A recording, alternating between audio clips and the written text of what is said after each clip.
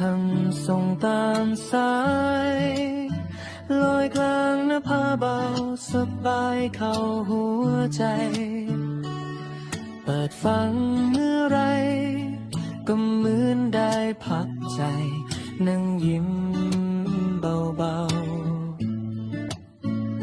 ๆรายการนั้นนะสาระธรรมดีสุขสันต์เพลิดเพลินธรรมศึกษาทุกนาทีความสุขความเมตตาแบ่งปันถึงกันทุกทีให้พุทธศาสนิกชนโดยทั่วกันเจริญสุขเจอตรงคำจุนโลกนี้คำสอนเก่าเล่าใหม่ใช้ได้จริงในวันนี้ทุกเรื่องราวทุกหนักก็เบาลงเบาเมื่อเปิดใจฟังแล้วลองทำดูขอให้คุณผู้ฟังทุกท่านสุขสมปรารถนาทั่วกันทุกคนยิ่งฟังยิ่งเพิ่มกุศลให้แสงธรรมส่องใจไปถึงบ้านคุณ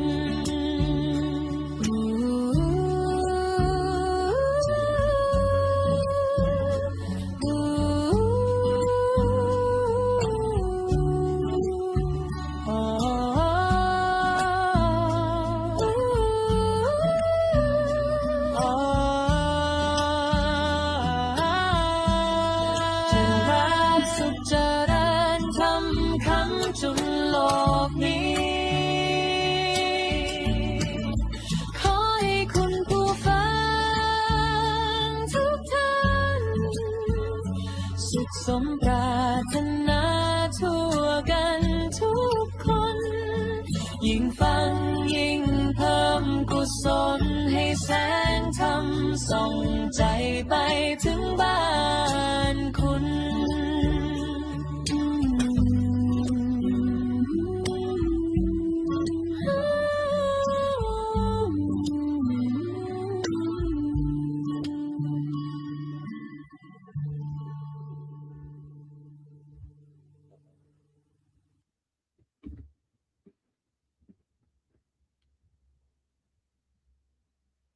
นมัตถุรัตนัตยัสสะขอนอบน้อมแด่พระรัตนตรัยอันเป็นที่เคารพสูงสุดของเราท่านทั้งหลายกราบนมัสการถวายความเคารพเจ้าคณะพระสังฆาธิการครูบาอาจารย์พระธรรมวิทยากรที่ร่วมรายการทุกรูปโดยมีพระอาจารย์พระครูเกษมพิษโสพลเป็นประธานครับผม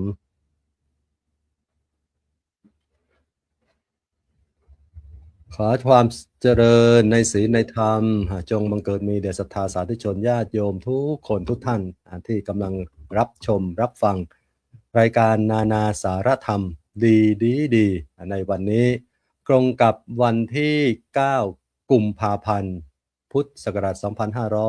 2569แรม7ค่ำเดือน3คุณโยมวันนี้มาพบกันในรายการอีกวาระหนึ่งเช่นเดิมในวันนี้มีครูบาอาจารย์ที่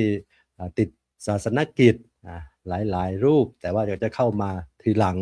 ในเรื่องอาจจะมาสนทนาธรรมกับพวกเราในทีหลังเบื้องต้นจะได้นำพาญาติโยมมากราบนมัสการครูบาอาจารย์พระธรรมวิทยากรที่เมตตามาร่วมสนทนาธรรมกับเราในวันนี้คุณโยม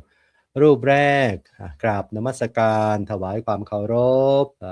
พระอาจารย์หลวงพ่อพระครูเกษมพิษโสพล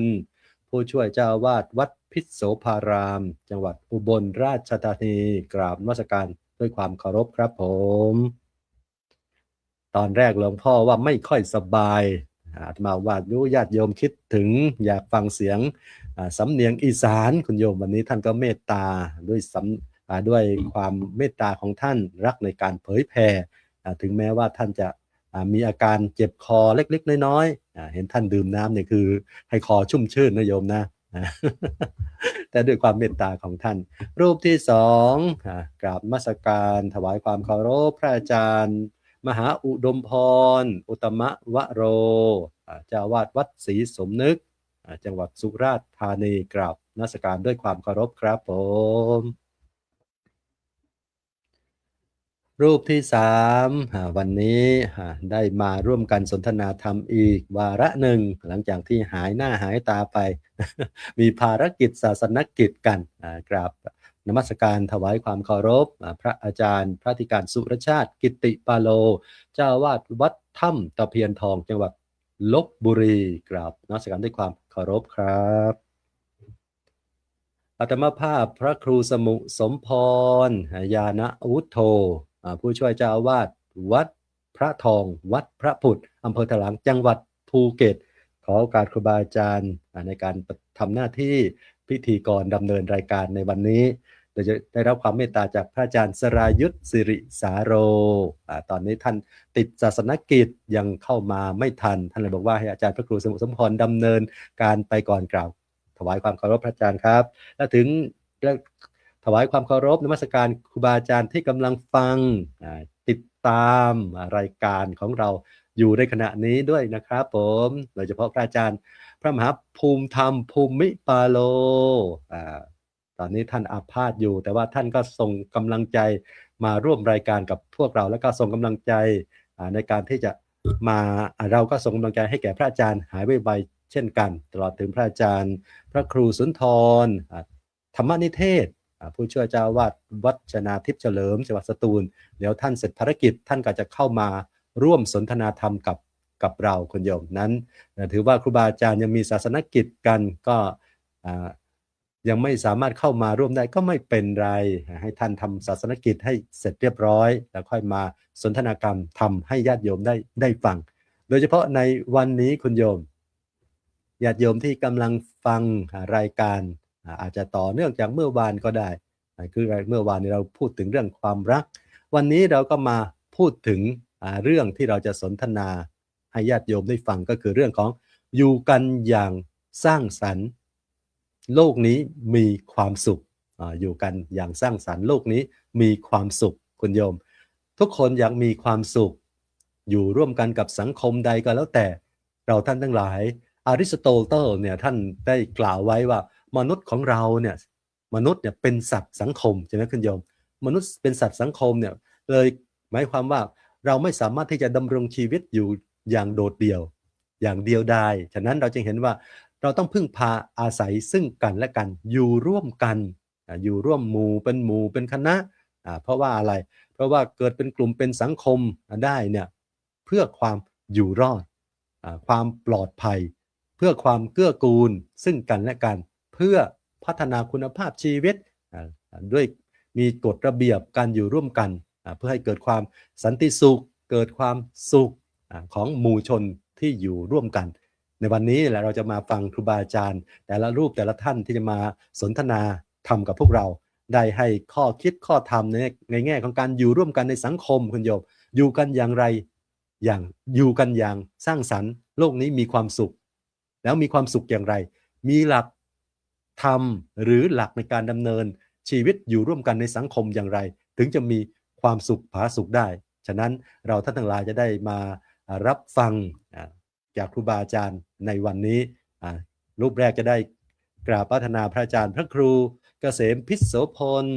วัดพิษโสภารามจังหวัดอุบลราชธานีได้เมตตาได้เปิดประเด็นการสนทนาแล้วก็ได้นำธรรมะมาสนทนาให้ญาติโยมฟังกราบพัฒนาพระอาจารย์ด้วยความเคารพครับผม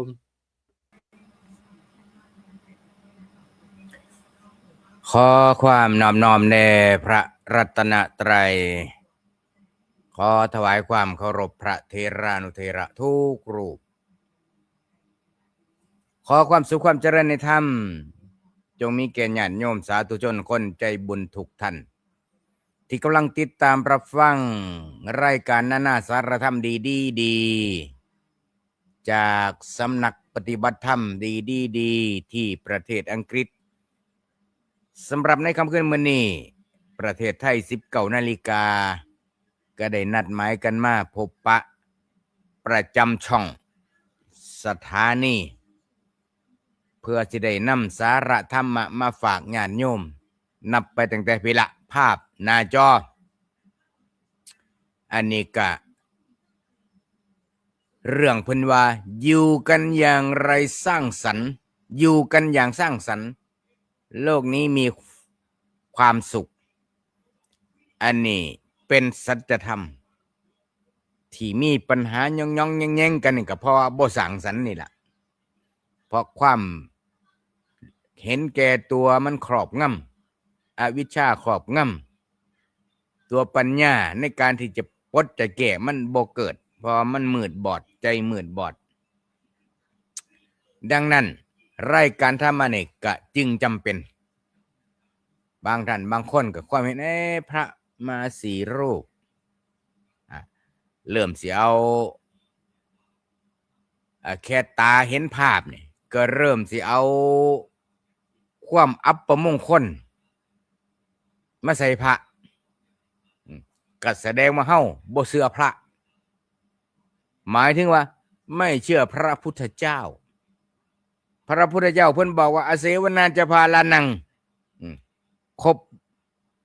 บัณฑิตบ่ครบคนผ่านเห็นสมณะกับเป็นสุดยอดอันมหามงคลเพิ่นบ่ได้วงเล็บถ้า4 รูปเดินมาบิณฑบาตนะไม่ใช่นะเพิ่นก็บ่ได้ว่าคันเห็นสมณะก็ถือว่าเป็นมงคลโลดยกเว้นคนที่ไปขโมยผ้าจีวรมาแล้วมาห่มทำทาทำทางหลอกเลียนแบบพระสงฆ์อันนั้นบ่เป็นมงคลแท้ไอ้ต้องปรับความเข้าใจกับพุทธศาสนิกชนคนไทยจักหน่อยไอ้เรื่องพระสงฆ์4 รูปเวลาบางครั้งบางคราวเพิ่นไปบ้านไปฉันภัตตาหารเช้าฉันภัตตาหารเพลหรือว่าไปงานหยังก็คันเห็นพระ4 รูปเบิ่งคือจังเห็นสัตว์ประหลาดหยังจักอย่างของโลกจิตเป็นอกุศลทันทีเผาไหม้จิตใจทันทีนักเขาอดทนบ่ได้ก็เปล่งวาจาออกมาท่านมาทำไม4 รูปซอยนี้เขาไม่จักเลยบัดนี้ถืออาหารมาสิใส่บาตรเลิกใส่ก็มีที่เว้านี่เคยเห็นสัมผัสมาประสบการณ์ก็เนื่องมาจากว่าหยังเนื่องมาจากว่าชาวพุทธเฮาอยู่กันแบบสืบทอดต่อกันมาโดยขาดการศึกษาขาดการเรียนรู้ขั้นพระผู้รู้ไปแนะแนวก็ว่าพระรูปนี่บ่แม่นพระท้องถิ่นสิมาเปลี่ยนวัฒนธรรมบ้านข่อยบ่ฮะอาจารย์พระครูสมุทรสมพรท่านเป็นคนอีสานน่าจะมาเปลี่ยนแปลงวัฒนธรรมภูเก็ตบ่ไปพูดโยมเขาป่าเล็กเลยนี่คือชาวพุทธเฮาเป็นกันเยอะบ่แม่นทีใดทีหนึ่งนะเป็นกันหลายเฮ็ดจังได๋สิแก้ได้อันนี้แหละเขาเอิ้นว่าอยู่กันอย่างบ่สร้างสรรค์แหละนี่ขาดหยังขาดความรู้ขาดความเข้าใจบางทีบางแห่งก็เข้าใจก็บางท่านบางคนเข้าใจ ก็บ่เป็นหยังแต่ก็มีอีกบางคนจนได้นั่นละในซอยเดียวกันนั่นแหละต้องมีผู้ว่าจนได้อันนี้เขาเอิ้นว่าอยู่กันแบบสืบทอดกันต่อมาชั่วหน้าตาปีญาติโยมนี่ล่ะครูบาอาจารย์ปราชญ์ราชบัณฑิตเพิ่นยังบอกว่าถ้าสอนกันมาผิดนี่มันผิดข้ามภพข้ามชาติมันเก๋ได้ยากเพราะมันฝังรากลึกลงในขั้วหัวใจ มันเป็นอุปกิเลสฝังรากลึกมากๆจังว่าเฮาจึงต้องศึกษาเรียนรู้ให้มากๆฟังให้มากๆ ถามฟังมากๆเอาไปใคร่ครวญมากๆเอาไปปฏิบัติมากๆก็สิเป็นเหตุเป็นปัจจัยโยมนี่ล่ะสิเป็นผู้ซอยพระสงฆ์รักษาวัดว่าศาสนามันหลายเรื่องนะโยมนะบางครั้งบางคราวบางคนขั้นพระเป็นพระนักพัฒนาแน่เป็นพระนักเทศน์นักสอนแน่บางท้องถิ่นนี่เหม็นขี้หน้าพระทันทีนะเพราะหยังผมสิไปโกงเงินวัดบ่ได้ต้องได้พระประเภทเฮ็ดยิกหยังยิกขาก็บ่ขยับมักจังซั่นโยมเฮ็ดหยังก็เฉยนักเข้าก็ทอดผ้าป่าทอดกฐินกินเหล้าบนศาลาพระเจ้าวาดก็เฉยเพราะหยังย่านเขาบ่มาทอดผ้าป่าอีกย่านเขาบ่มาทอดกฐินอีกอันนี้มื้อนี้อาตมาเทนตรงนะโยมนะคันครูบาอาจารย์รูปใดฟังแล้วรู้สึกว่ามันขวางหูขวางตาก็รีบปรับปรุงเปลี่ยนแปลงเลยขาน้อยสิได้บ่ตกนรกสิบ่ได้พาโยมตกนรกเพราะว่าเรื่องที่เฮาเข้าใจผิดกันมาไอ้นี่อย่างพระสีรูปบางพื้นที่บางหม่องบางบ่อนคันสิพูดถึงว่าเว้าภาษาดอกไม้ก็คือว่าเฮาจะต้องเป็นผู้ที่ขยันหาทรัพย์ขยันหารักษาดีมีกัลยาณมิตรคงศีลคงว่าคือว่างตนให้เหมาะสมก็สิอยู่ในโลกนี้ได้อย่างมีความสุขแต่ว่าที่ปัญหามันเล็ดลอดออกมาทุกชุมชนทุกตำบลทุกอำเภอทุกจังหวัดทั่วโลกเป็นกันที่มีปัญหาหน่อยบ้างมากบ้างปัญหาที่แก้ได้บ้างปัญหาที่แก้บ่ได้บ้างปัญหาที่คาราคาซังบ้างความจริงปัญหาก็บ่หนักแต่ว่าก็แก้บ่ได้อันนี้ก็เยอะเพราะหยังเพราะกันนี่แหละเพราะเฮาบ่รับผิดชอบในหน้าที่การงานหน้าที่เพื่อหน้าที่แต่ว่าขั้นผู้ใดรับผิดชอบหน้าที่เพื่อหน้าที่ทำหน้าที่เพื่อหน้าที่ไม่ได้ทำหน้าที่เพื่อจะกอบโกยสมบัติของโลกเป็นของข้าพเจ้าเพียงคนเดียว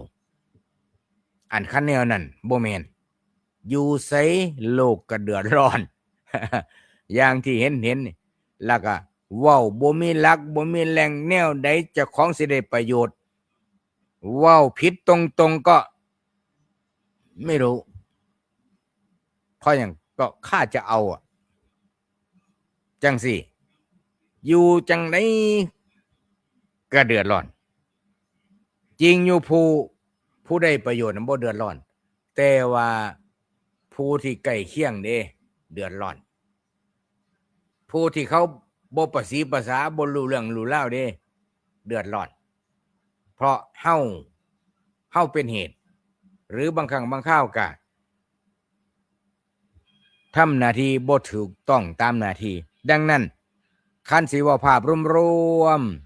ๆชาวบ้านเฮาเฮ็ดจังได๋อยู่จังได๋เอิ้นว่าอยู่แบบสร้างสรรค์ก็เอาสั้นๆลงมาว่าเอาครอบครัวเฮานี่ล่ะครอบครัวเฮาสามีภรรยานี่อย่าให้ทะเลาะกันก็พอบ่ต้องว่าลูกชายสีส้มลูกสาวก็สีส้มตาก็สีน้ำเงินแม่ก็สีแดงสีเหลืองสีสิวไป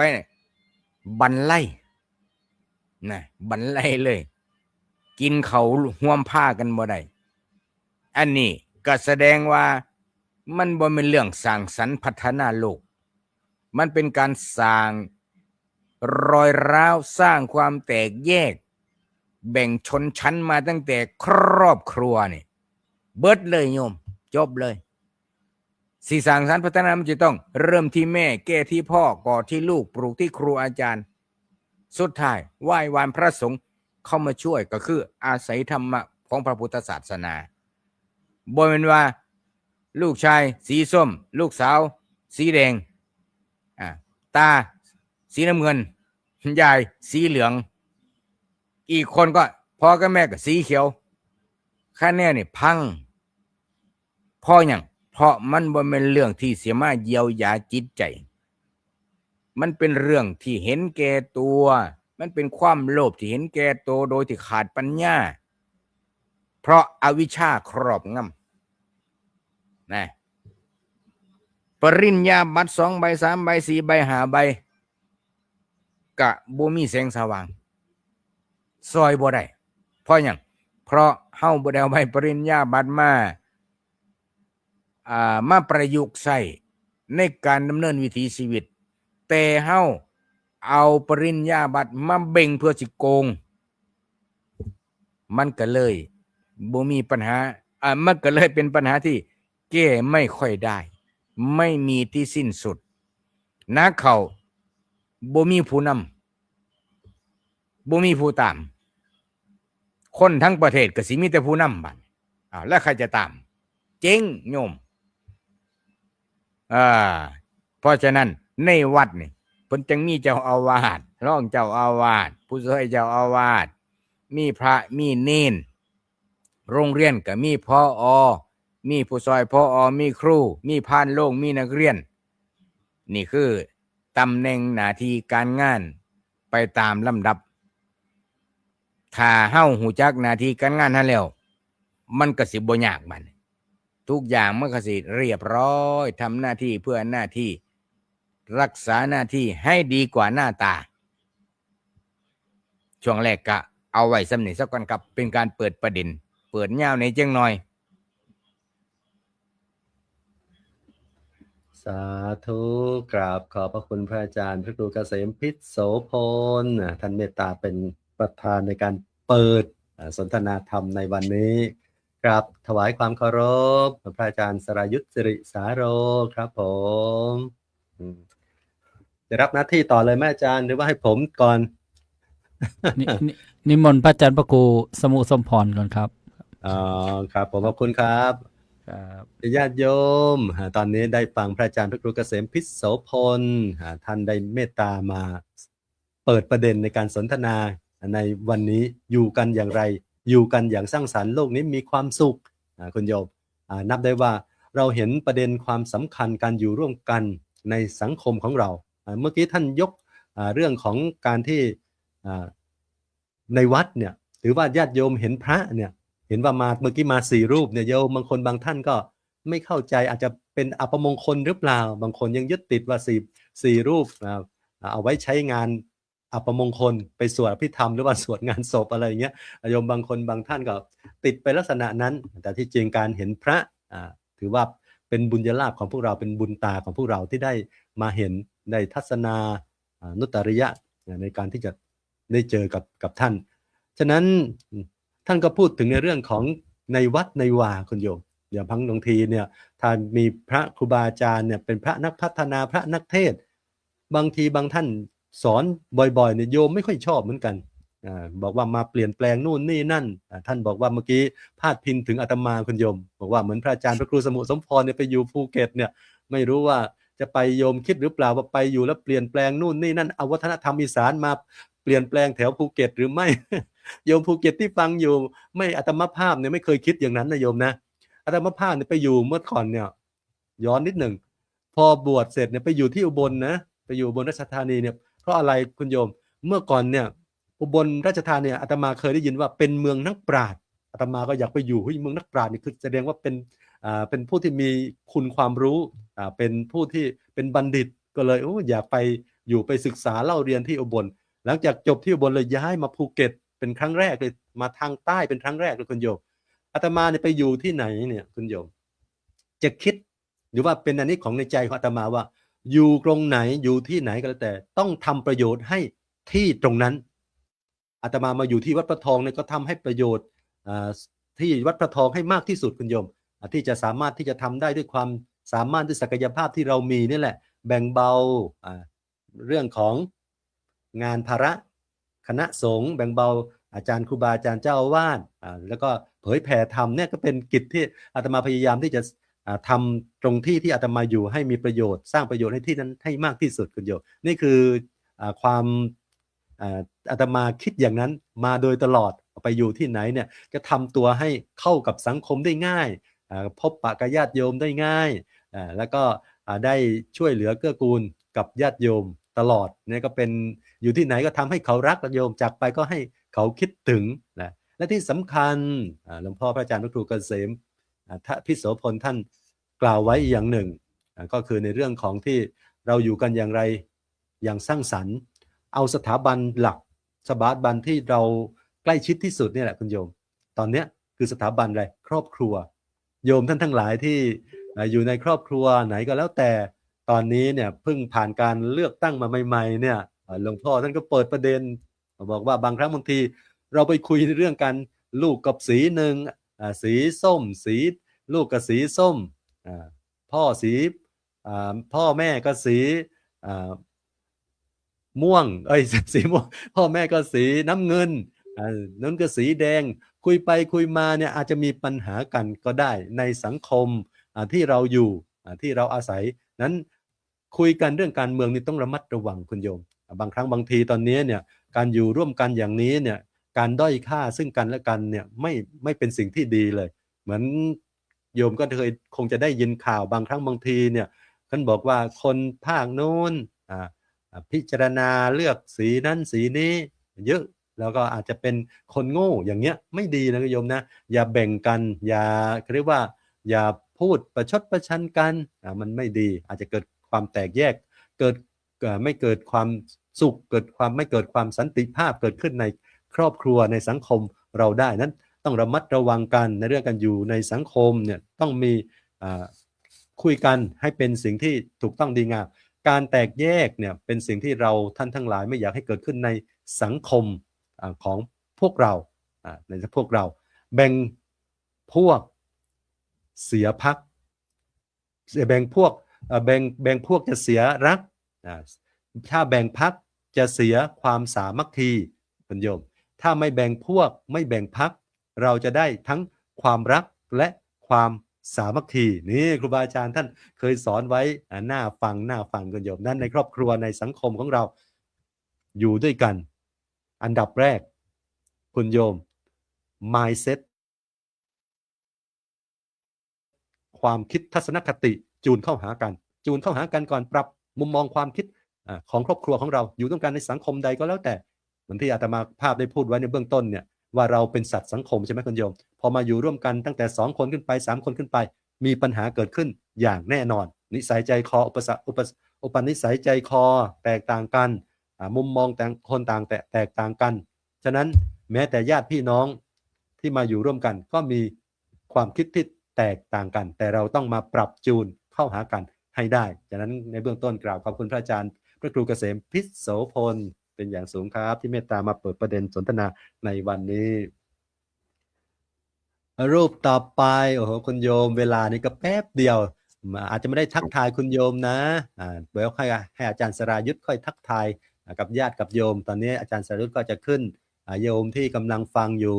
ทุกคนทุกท่านอย่าลืมกดไลค์กดแชร์เผื่อแผ่เป็นธรรมทานร่วมกันนะคุณโยมนะในรายการของเรา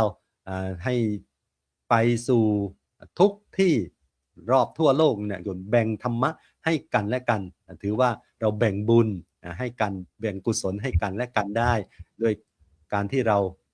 ช่วยกันเผยแผ่กดไลค์กดแชร์เพื่อแผ่เป็นธรรมทานรูปต่อไปจะได้กราบรัตนาพระอาจารย์พระมหาอุดมพรอุตตมวโรเจ้าวาดวัดศรีสมนึกจังหวัดสุราษฎร์ธานีได้เมตตามาสนทนาธรรมในเรื่องของอยู่กันอย่างสร้างสรรค์โลกนี้มีความสุขกราบรัตนาด้วยความเคารพครับผมขอน้อม ขอน้อมน้อมแด่คุณพระศรีรัตนตรัยนะครับกราบถวายความเคารพท่านพระอาจารย์พระครูเกษมพิโสพลท่านพระอาจารย์พระครูสมุสุนทรญาณวุฒโธท่านพระอาจารย์ภัติการสุรชาติกิติปาโลและก็ท่านพระอาจารย์สรายุทธสิริสาโรด้วยความเคารพครับทุกครับเจริญพรคุณโยมนะครับวันนี้เราได้นายกเรียบร้อยแล้วนะ ไม่รู้จะได้นายกกี่คนนะฮะก็ยินดีนะฮะโลกนี้มันมีความสวยงามเสมอนะฮะถ้าเรารู้จักการยินดีกับเขาบ้างนะ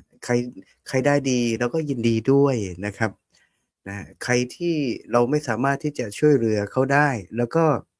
พยายาม วางใจให้มันเป็นกลางๆอย่าไปยินดีอย่าไปยินร้ายไอ้คนนี้ไม่ได้ไอ้คนโน้นไม่ได้ไอ้คนนี้น่าจะได้ไอ้คนโน้นไม่ดีไอ้คนนี้เลือกตั้งทำไมแพ้ไอ้คนนี้เลือกตั้งทำไมได้ อันนี้เราต้องฝึกใจเราด้วยนะครับต้องฝึกใจเราด้วยเราเราอยู่ด้วยกันสังคมนะครับเราก็ต้องเห็นหน้ากันทุกวันทุกวันทุกวันโดยเฉพาะคนข้างๆบ้านนะครับโดยเฉพาะคนข้างๆบ้านโดยเฉพาะคนในชุมชนคนในหมู่บ้านเอาเริ่มจากคนในบ้านก่อนนะฮะเริ่มจากคนในบ้านไปก่อนเริ่มจากในบ้านเริ่มจากญาติสีพี่น้องพ่อแม่ปู่ย่าตายายต้องดูแลซึ่งกันและกันแล้วก็ออกจากบ้านก็เป็นเพื่อนบ้านออกจากเพื่อนบ้าน ก็เป็นคนในชุมชนเพื่อนในที่ทำงานอะไรต่างๆนะครับเราทุกคนต้องเจอกันทุกๆวันเราทุกๆคนต้องเจอหน้ากันทุกๆวันเราทุกคนต้องมีลมหายใจใช้ร่วมกันนะฮะฉะนั้นถ้าเราใช้ชีวิตใช้ชีวิตด้วยตัวของเราเองเนี่ยอยู่กับตัวเองอยู่กับตัวเองไม่เอาพวกไม่เอาใครไม่สนใจโลกไม่สนใจกติกาไม่สนใจกฎหมายไม่สนใจอะไรเลยนะฮะเราก็อยู่ยากนะครับอยู่ยากแล้วก็ ไม่มีความสุขกับการอยู่นะครับเราอยู่บนโลกใบเนี้ยเราไม่ได้อาศัยแค่ว่าเรามาอาศัยแผ่นดินเดียวกันเราไม่ได้เพียงแค่มีเอ่อตำบลเดียวกันมีแผ่นดินเดียวกันไม่ใช่ครับแต่เราก็ยังมีเขาเรียกว่าเราต้องใช้ชีวิตด้วยการใช้หัวใจเดียวกันเพื่อให้อยู่ในสังคมนั้นอย่างมีความสุขคุณโยมมันมีกฎเหล็กข้อหนึ่งก็คือกฎเหล็กของความเป็นมนุษย์นะครับ กฎเหล็กของความเป็นมนุษย์ก็คือการเห็นอกเห็นใจซึ่งกันและกันนะฮะกฎเหล็กของความเป็นมนุษย์ก็คือการเห็นอกเห็นใจซึ่งกันและกันถ้าเราไม่เห็นใจกันบ้างเราไม่เอาใจเขามาใส่ใจเราบ้างเนี่ยเดี๋ยวเราก็อยู่คนเดียวนะอาตมาเป็นคนกลัวนะครับอาตมากลัวที่จะต้องอยู่คนเดียวเพราะอยู่คนเดียวเนี่ยจะทำกิจการงานอะไรต่างๆมันก็ไม่สำเร็จมันอาจจะมีความหยิ่งทะนงโอหังในตัวเองว่าฉันเนี่ยเป็นคนเก่ง ฉันมีปีกใหญ่ฉันก็บินที่สูงได้แต่ความเป็นจริงแล้วเนี่ยนกไม่มีขนคนไม่มีพวกเนี่ยมันไม่สามารถที่จะพาตัวเองนั้นให้ไปอยู่ในที่สูงๆได้เหมือนกับนกตัวหนึ่งนะถ้าไม่มีขนเลยมันก็บินไม่ได้กางปีกไม่ได้นะครับเหมือนกันเช่นนี้เหมือนกันครับหัวข้อวันนี้ก็คืออยู่กันอย่างสร้างสรรค์นะฮะอยู่กันอย่างสร้างสรรค์โลกนี้มีความสุขขอบคุณท่านพระอาจารย์ สรายุทธครับเกือบจะลืมอีกแล้วนะลืมหัวข้อท่องไว้ท่องจำได้ฮะแต่เวลาพูดออกมา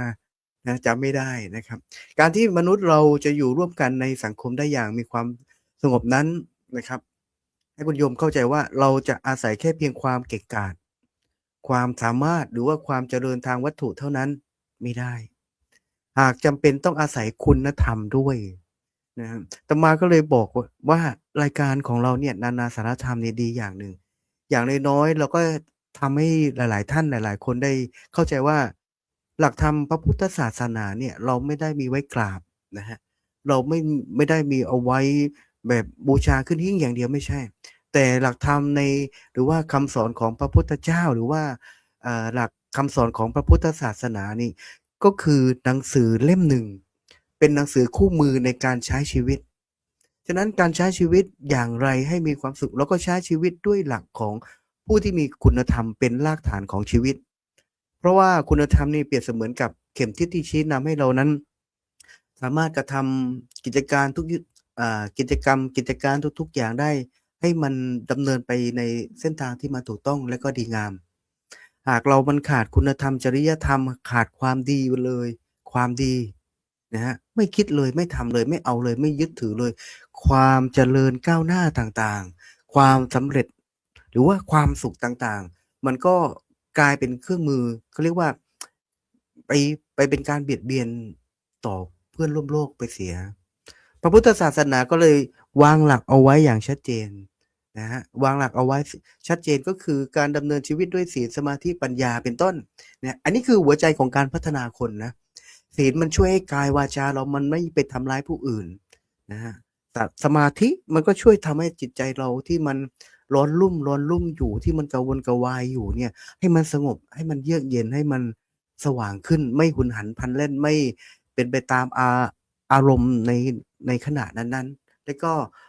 ปัญญาเนี่ยช่วยให้เรานั้นเป็นผู้ที่รู้ผิดรู้ชอบรู้ชั่วดี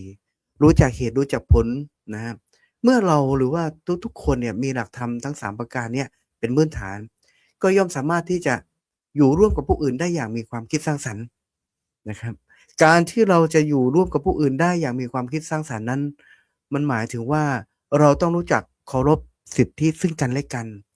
ต้องรู้จักเสียสละ ต้องรู้จักแบ่งปันและก็รู้จักให้อภัยกันบ้าง ไม่ใช่มุ่งจะเอาแต่ชนะ จะเอาแต่เบียดเบียนจะแสวงหาผลประโยชน์แต่ส่วนตัวส่วนตนของตัวเองฝ่ายเดียวไม่ใช่ แต่ถ้าเราเอาใจเขามาใส่ใจเรา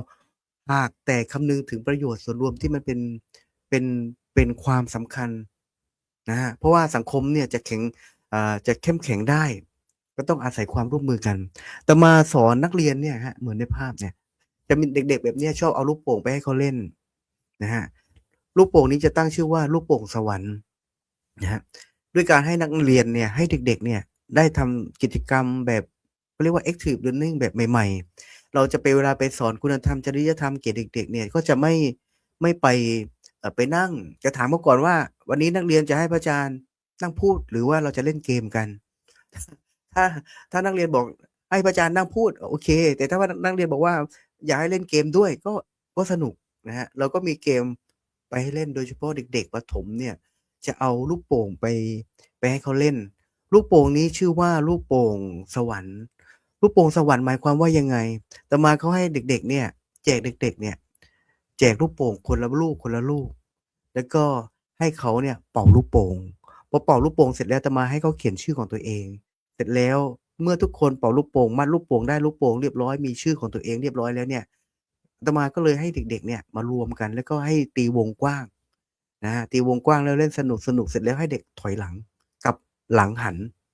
กลับหลังพอกลับหลังแล้วทำยังไงคุณโยมให้เขาเอาลูกโป่งเนี่ยปาย้อนหลังไปปาไปข้างหลังโดยที่เขาจะไม่เห็นลูกโป่งเลยเสร็จแล้วอาตมาให้เขาหมุนตัวเองปิดตาแล้วหมุนตัวเองแล้วก็ให้เขาเนี่ย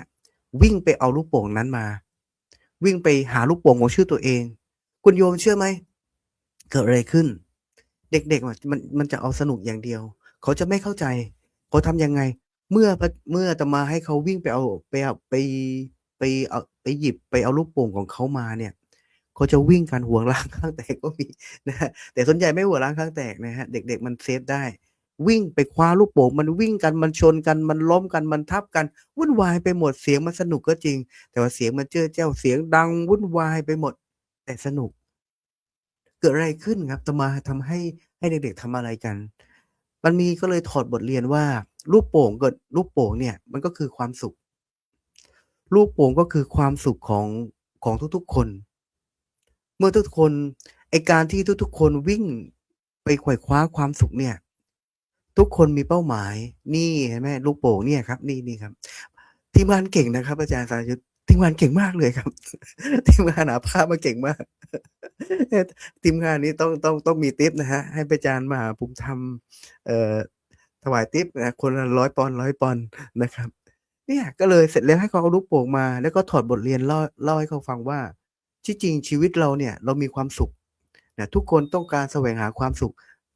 ต่างคนต่างไขว่คว้าต่างคนต่างหากันแบบนี้นะครับและแต่ทีเนี้ยเกิดอะไรขึ้นเมื่อทุกคนต่างเก่งต่างแย่งชิงแข่งขันกันเกิดอะไรขึ้นครับเกิดความวุ่นวายเกิดอุบัติเหตุเกิดอันตรายกับทั้งทรัพย์สินชีวิตตัวเองเกิดความไม่สงบสุขเกิดความไม่มีความสุขเกิดขึ้นแต่ถ้าเราเปลี่ยนจากการไปแย่งชิงไปไขว่คว้าไปขวนขวายกันไปแย่งกันเปลี่ยนมาเป็นการหยิบยื่นต่อส่งให้ต่อกันและกันล่ะอันไหนดีกว่าเด็กๆก็บอกว่าโอ้พระอาจารย์ไอ้การที่เราหยิบยื่นมันง่ายกว่านะฮะและทุกคนก็ได้ครบด้วยไม่เหนื่อยด้วยสังคมก็เหมือนกันคุณโยมนี่ถอดบทเรียนสังคมก็เหมือนกันถ้าสังคมอยากอยู่เราอยากอยู่กันสร้างสรรค์อยากอยู่ให้โลกนี้มันมีความสุขสิ่งหนึ่งเราต้องมีหลักต้องมีถือคู่มือของพระพุทธศาสนาถือคู่มือของหลักธรรมคำสอนของพระพุทธเจ้าไว้1ต้องรู้จักการอะไรนะเคารพสิทธิซึ่งกันและกันรู้จักเสียสละนะฮะรู้จักแบ่งปันรู้จักการให้อภัยซึ่งกันและกันไม่ใช่ว่าเราจะมา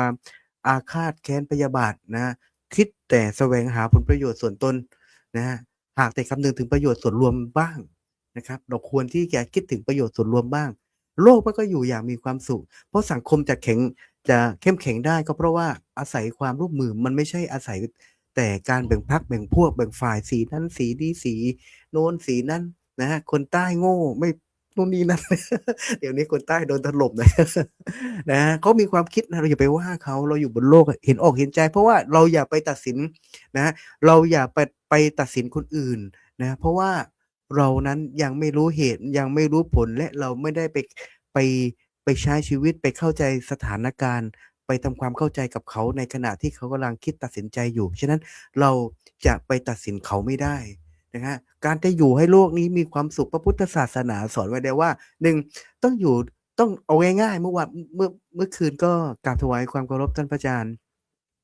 มหาภูมิธรรมภูมิปาโลนะครับขอให้สุขภาพร่างกายแข็งแรงนะครับสู้ๆครับ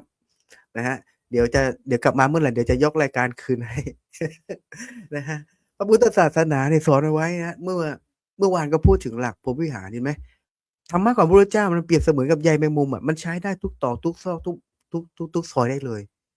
อยู่กันแบบแบ่งปันพรหมวิหารศีลเมตตากรุณามุทิตาอุเบกขาแล้วก็มีคุณธรรมที่สำคัญที่ช่วยหล่อเลี้ยงความสัมพันธ์ของผู้คนก็คือเมตตาที่ทำให้เรานั้นปรารถนาดีต่อกันกรุณามันทำให้เราช่วยเหลือกันมุทิตาก็ทำให้เรานั้นยินดีในความสำเร็จของเพื่อนร่วมโลกของกันและกันและก็อุเบกขาอันนี้มันจะเป็นตัวเซฟตัวเองด้วยให้เรานั้นวางใจให้เป็นกลางไม่ลำเอียงเมื่อเราใช้ชีวิตด้วยคุณธรรมนะฮะที่มันเกิดขึ้นอยู่ในใจสังคมก็ย่อมเต็มไปด้วยความอบอุ่นและก็น่าไว้วางใจโลกมันถึงน่าอยู่โลกมันไม่น่าอยู่นะฮะไม่ใช่ว่าโลกใบนี้โหดร้ายไม่ใช่แต่โลกมันอยู่ของมันอยู่แล้วแต่โลกนี้ที่มันอยู่ยากก็เพราะว่าเราไม่เข้าใจในการใช้ชีวิตอยู่กับโลกใบนี้ครับวันนี้ก็เลยฝากไว้เพียงเท่านี้ก่อนครับสาธุครับ สาธุครับกราบขอบคุณพระอาจารย์พระมหาอุดมพรอุตตมวโรเจ้าวาดวัดศรีสมนึกครับผมญาติโยมทุกคนทุกท่านได้ฟังพระอาจารย์มหาอุดมพรแล้วเป็นยังไงบ้างคุณโยม เราได้ฟังแต่ละรูปแต่ละท่านจะมีแนวคิดเป็นสไตล์ของตัวเองพระอาจารย์พระมหาอุดมพรเนี่ยท่านจะใช้เรื่องของประสบการณ์มาเล่าสู่กันฟังแล้วก็พูดถึงในเรื่องของกิจกรรมที่นำเข้าสู่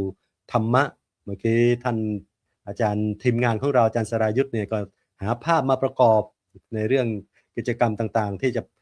เข้าสู่หลักการในการนำธรรมะไปให้แก่เด็กๆในวิธีการของแต่ละรูปแต่ละท่านเนี่ยแต่ทั้งนี้ทั้งนั้นเนี่ยเพื่อเป็นการสอนธรรมคุณโยมอยากให้เข้าอยู่ในจุดอยู่กับบุคคลไหนกลุ่มชนใดเราก็ต้องหาวิธีการในการไปเผยแผ่ธรรมะของพระพุทธเจ้าของพวกเรานั้นในวันนี้เนี่ยพระอาจารย์มาพูดถึงหลายประเด็นแต่จะพูดถึงในเรื่องของหลักที่เราอาศัยอยู่ร่วมกันอย่างสร้างสรรค์โลกนี้ที่จะมีความสุขได้ท่านจะพูดถึงเรื่องของเอาหลักสำคัญใหญ่ๆเลยเมื่อกี้คุณโยมเห็นถึงเรื่องของหลักของไตรสิกขาที่เราอยู่ร่วมกันเนี่ยศีลสมาธิปัญญาความปีระบบระเบียบในสังคมของเรานี่ก็สำคัญและจำเป็นอย่างมากๆเรื่องของวิธีการอยู่ร่วมกันยังมีระบบระเบียบในสังคมของเราอยู่ในศีลที่ต้องประพฤติปฏิบัติอยู่ในกรอบของมนุษยธรรมของพวกเราสมาธิความตั้งมั่นของพวกเราที่จะอยู่ร่วมกันเนี่ยใจอย่าโลเลต้องมีความเชื่อมั่นตั้งมั่นที่จะทำสิ่งไหนด้วยความมั่นคงมั่นใจเพื่อจะอยู่ที่แล้วสุดท้ายคือเรื่องของปัญญานี่เป็นสิ่งที่สำคัญในการพิจารณาเราอย่าดูถูกปัญญาของคนอื่นแม้แต่ความคิดที่เราแตกต่างกันคนเราทุกคนเนี่ยไม่มีใครที่จะคิดเหมือนกัน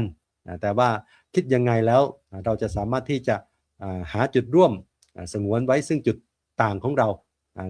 ให้ไปในทิศทางเดียวกันและที่สำคัญพระอาจารย์ได้พูดถึงในเรื่องที่หลักธรรมอย่างหนึ่งที่เราพูดถึงกันเมื่อวานคุณโยมก็คือเรื่องของพรหมวิหารธรรมหรือพรหมวิหาร4นี่แหละที่เราต้องเอามาใช้ประยุกต์ไว้ในการอยู่ร่วมกันในสังคมของพวกเราเริ่มต้นที่เราต้องมีความรักต่อกันและกัน หวังดีต่อกันก็คือเมตตาเมตตาที่จะเกิดความรักความสมัครสมานสามัคคีนั้นหลักของเมตตาเนี่ยจึงเป็นหลักที่สำคัญในการอยู่ร่วมกันเมตตาทางกายกรรมเมตตาทางวจีกรรมเมตตาทางมโนกรรมอยู่ร่วมกันในสังคมอยู่ในที่ไหนก็แล้วแต่คุณโยมการที่เราจะเมตตาทางกายกรรมวจีกรรมมโนกรรมตั้งแต่เริ่มอาตมาจึงบอกว่าเริ่มแต่เราคิดนี่แหละเริ่มแต่เราคิดเนี่ยเราจะไปคิดที่จะเบียดเบียนเขาอย่าไปคิดที่จะด้อยค่าคนอื่นเขาที่กว่าความคิดที่แตกต่างทำให้เกิดความแตกแยกในความคิดเนี่ยที่เราบางครั้งบางทีเนี่ยสังคมเราบางครั้งบางทีก็จะมีความคิดที่แตกต่างทำให้ก่อไปเกิดไปสู่ความแตกแยกในสังคมก็มีมากนะคุณโยมแต่ว่าทำอย่างไรเราจะมีเมตตาต่อกันและกันทั้งความคิดทั้งการพูดจาเนี่ยให้พูดจาอย่าเป็นคำที่เป็นพิษก็คือพูดจาแล้วให้ได้มิตรก็คือพูดที่เป็นปิยวาจาเป็นพูดจาที่อ่อนหวานประสานสามัคคีอย่างนี้เราต้องปรารถนาให้เกิดขึ้นกับสังคมของเราที่เราไปอยู่ร่วมกันถ้าไปเกิดการพูดจาที่ดีด้วยกันโดยปิยวาจาที่อ่อนหวานสมานสามัคคีอย่างเงี้ยก็จะทำให้เกิดความสุขเกิดความสันติสุขในหมู่คณะของพวกเราหรือว่าในชุมชนในสังคมของพวกเราก็จะเกิดขึ้นนี่คือเมตตาและการกระทำต่อกันและกันก็เป็นสิ่งที่สำคัญอย่ากระทำต่อกันด้วยการเบียดเบียนคนอื่นเพื่อจะเกิดการทะเลาะเบาะแว้งกันได้นั้นหลักของเมตตาในพรหมวิหารเนี่ยจะเป็นหลักที่สำคัญที่จะก่อความสันติสุขเกิดความสุขในสังคมที่เราไปอยู่ร่วมกันแล้วก็กรุณาเนี่ยเราก็จะมีทำจิตใจของเราให้สูงยิ่งขึ้นไปเจอใครในสังคมที่เราไปประสบพบเจอที่เราไปสัมพันธ์ด้วยมีความทุกข์มีความเดือดร้อนถ้าใจจริงของพวกเราชาวพุทธเนี่ยจะมีใจที่เป็นกรุณาอยู่มากเลยคุณโยมเชื่อไหมเวลาเรามีเหตุการณ์ต่างๆที่เกิดขึ้นเนี่ยเราจะมักจะแบ่งปันช่วยเหลือเกื้อกูลอยากให้เขาพ้นทุกข์ในกิจกรรมครูบาอาจารย์เนี่ยเราจะเห็นภาพที่ครูบาอาจารย์ออกไปช่วยเหลืออาจารย์พระครูสุนทรธรรมนิเทศที่เราเห็นบ่อยๆก็ดีอาจารย์มหาอุดมพรก็มากเวลาไปช่วยเหลือบุคคลที่ตกทุกข์ได้ยากชุมชนไหนชุมชนนู่นนี่นั่นโดยเฉพาะอาจารย์มหาอุดมพรเนี่ยท่านอาศัยความสร้างสรรค์ของท่านเนี่ยโดยเฉพาะศิลปะที่ท่านมีความสามารถที่มีความรู้เนี่ยท่านเอาศิลปะเนี่ยบางทีท่านเคยเห็นอาจารย์ทีมงานของเราอาจารย์สรายุทธเนี่ยกับทีมงานเคยขึ้นภาพอยู่บ่อยๆวาดภาพแล้วก็เอาไปจำหน่ายคือเรียกว่าประมูลคุณโยมแล้วก็ไปช่วยเด็กตรงนั้นไปช่วยสังคมตรงนี้ไปช่วยเนี่ยสังคมของเราเนี่ยตรงไหนที่ลำบากเนี่ยเป็นการที่ทำให้สังคมเราน่าอยู่ไหม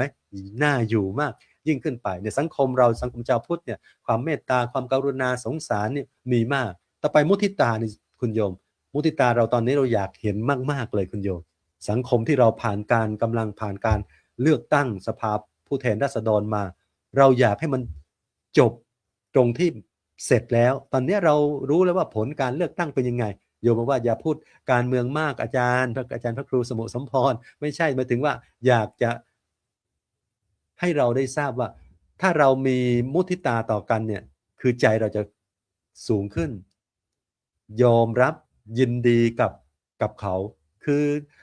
เราใจของเราเนี่ยแสดงความยินดีกับคนที่ชนะคุณโยมแสดงคนที่เขาได้เป็นอย่างเนี้ยเราเนี่ยผู้ที่ไปเลือกเราก็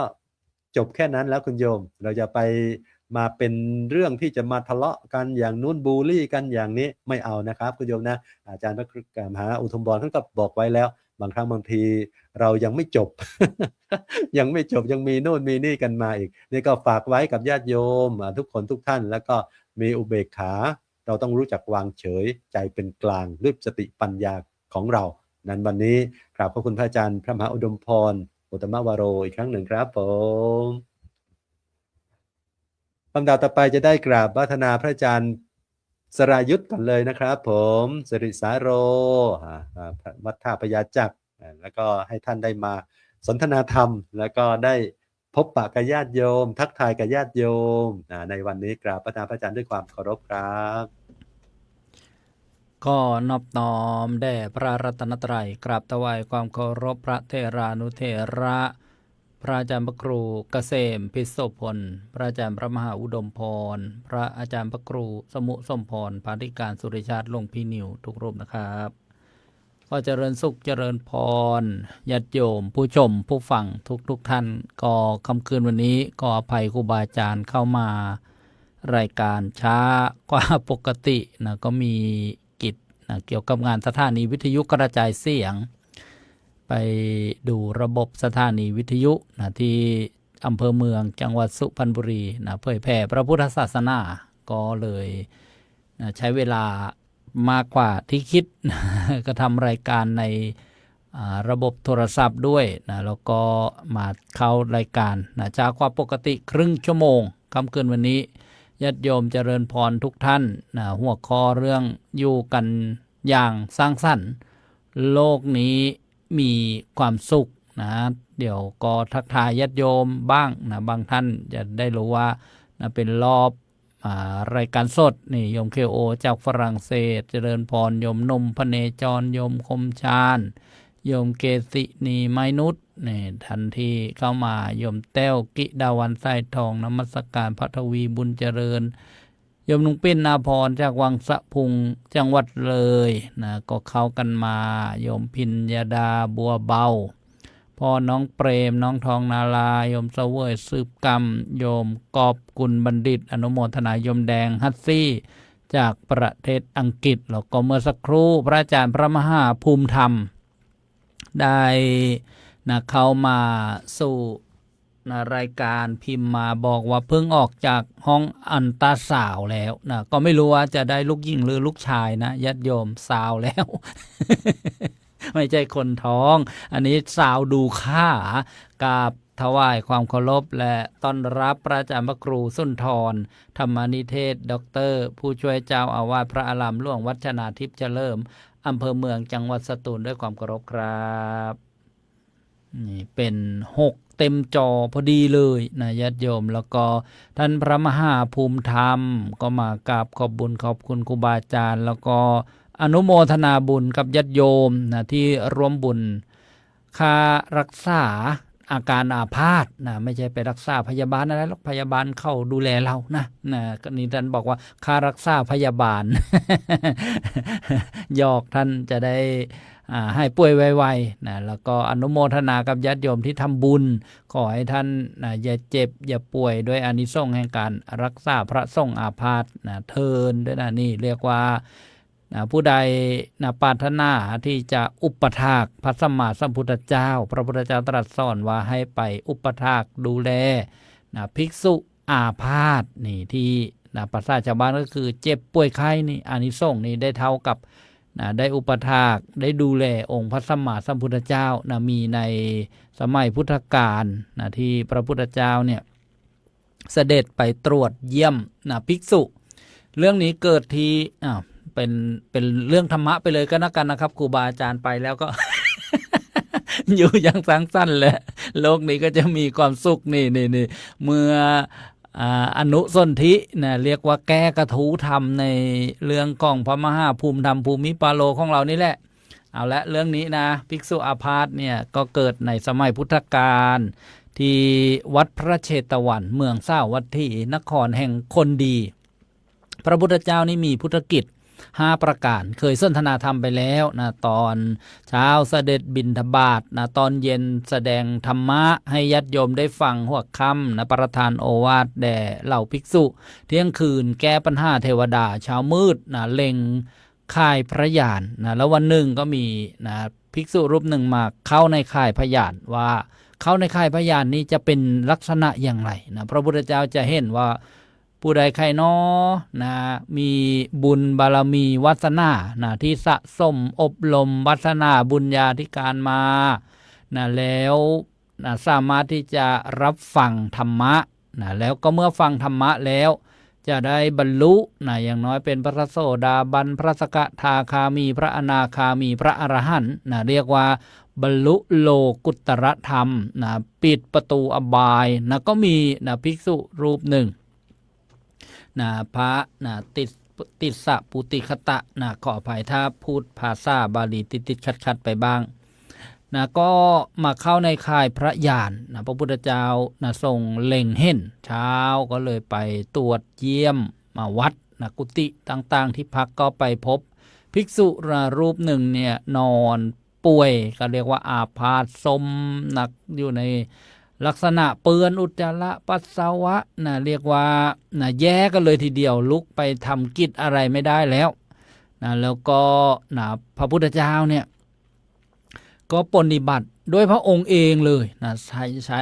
บอกให้ภิกษุเนี่ยไปต้มน้ำร้อนอะไรต่างๆนะก็มีการนำผ้าที่เปื้อนนะสิ่งปฏิกูลเนี่ยมาซักนะแล้วก็นำทำน้ำอุ่นนะเช็ดตัวภิกษุรูปนั้นนะแล้วก็นะภิกษุรูปนั้นก็รู้สึกมีความสบายนะเกิดขึ้นนะต่อจากนั้นนี้พระพุทธเจ้าก็ปรารภนะว่าในอดีตเนี่ยภิกษุรูปนี้นะเคยเกิดเป็นมนุษย์นี่แหละนะแล้วก็เป็นนายพรานนะล่านกนะล่าสัตว์นะเอามาขายนะด้วยกรรมมันนั้นแหละนะทีนี้นะพอมีอยู่ครั้งหนึ่งกำลังปิ้งนกอยู่จะบริโภคจะทานจะกินเนี่ยนะก็มีพระปัจเจกพุทธเจ้านี่เดินผ่านมานะแล้วก็เกิดจิตเลื่อมใสนะได้ถวายนกปิ้งนะ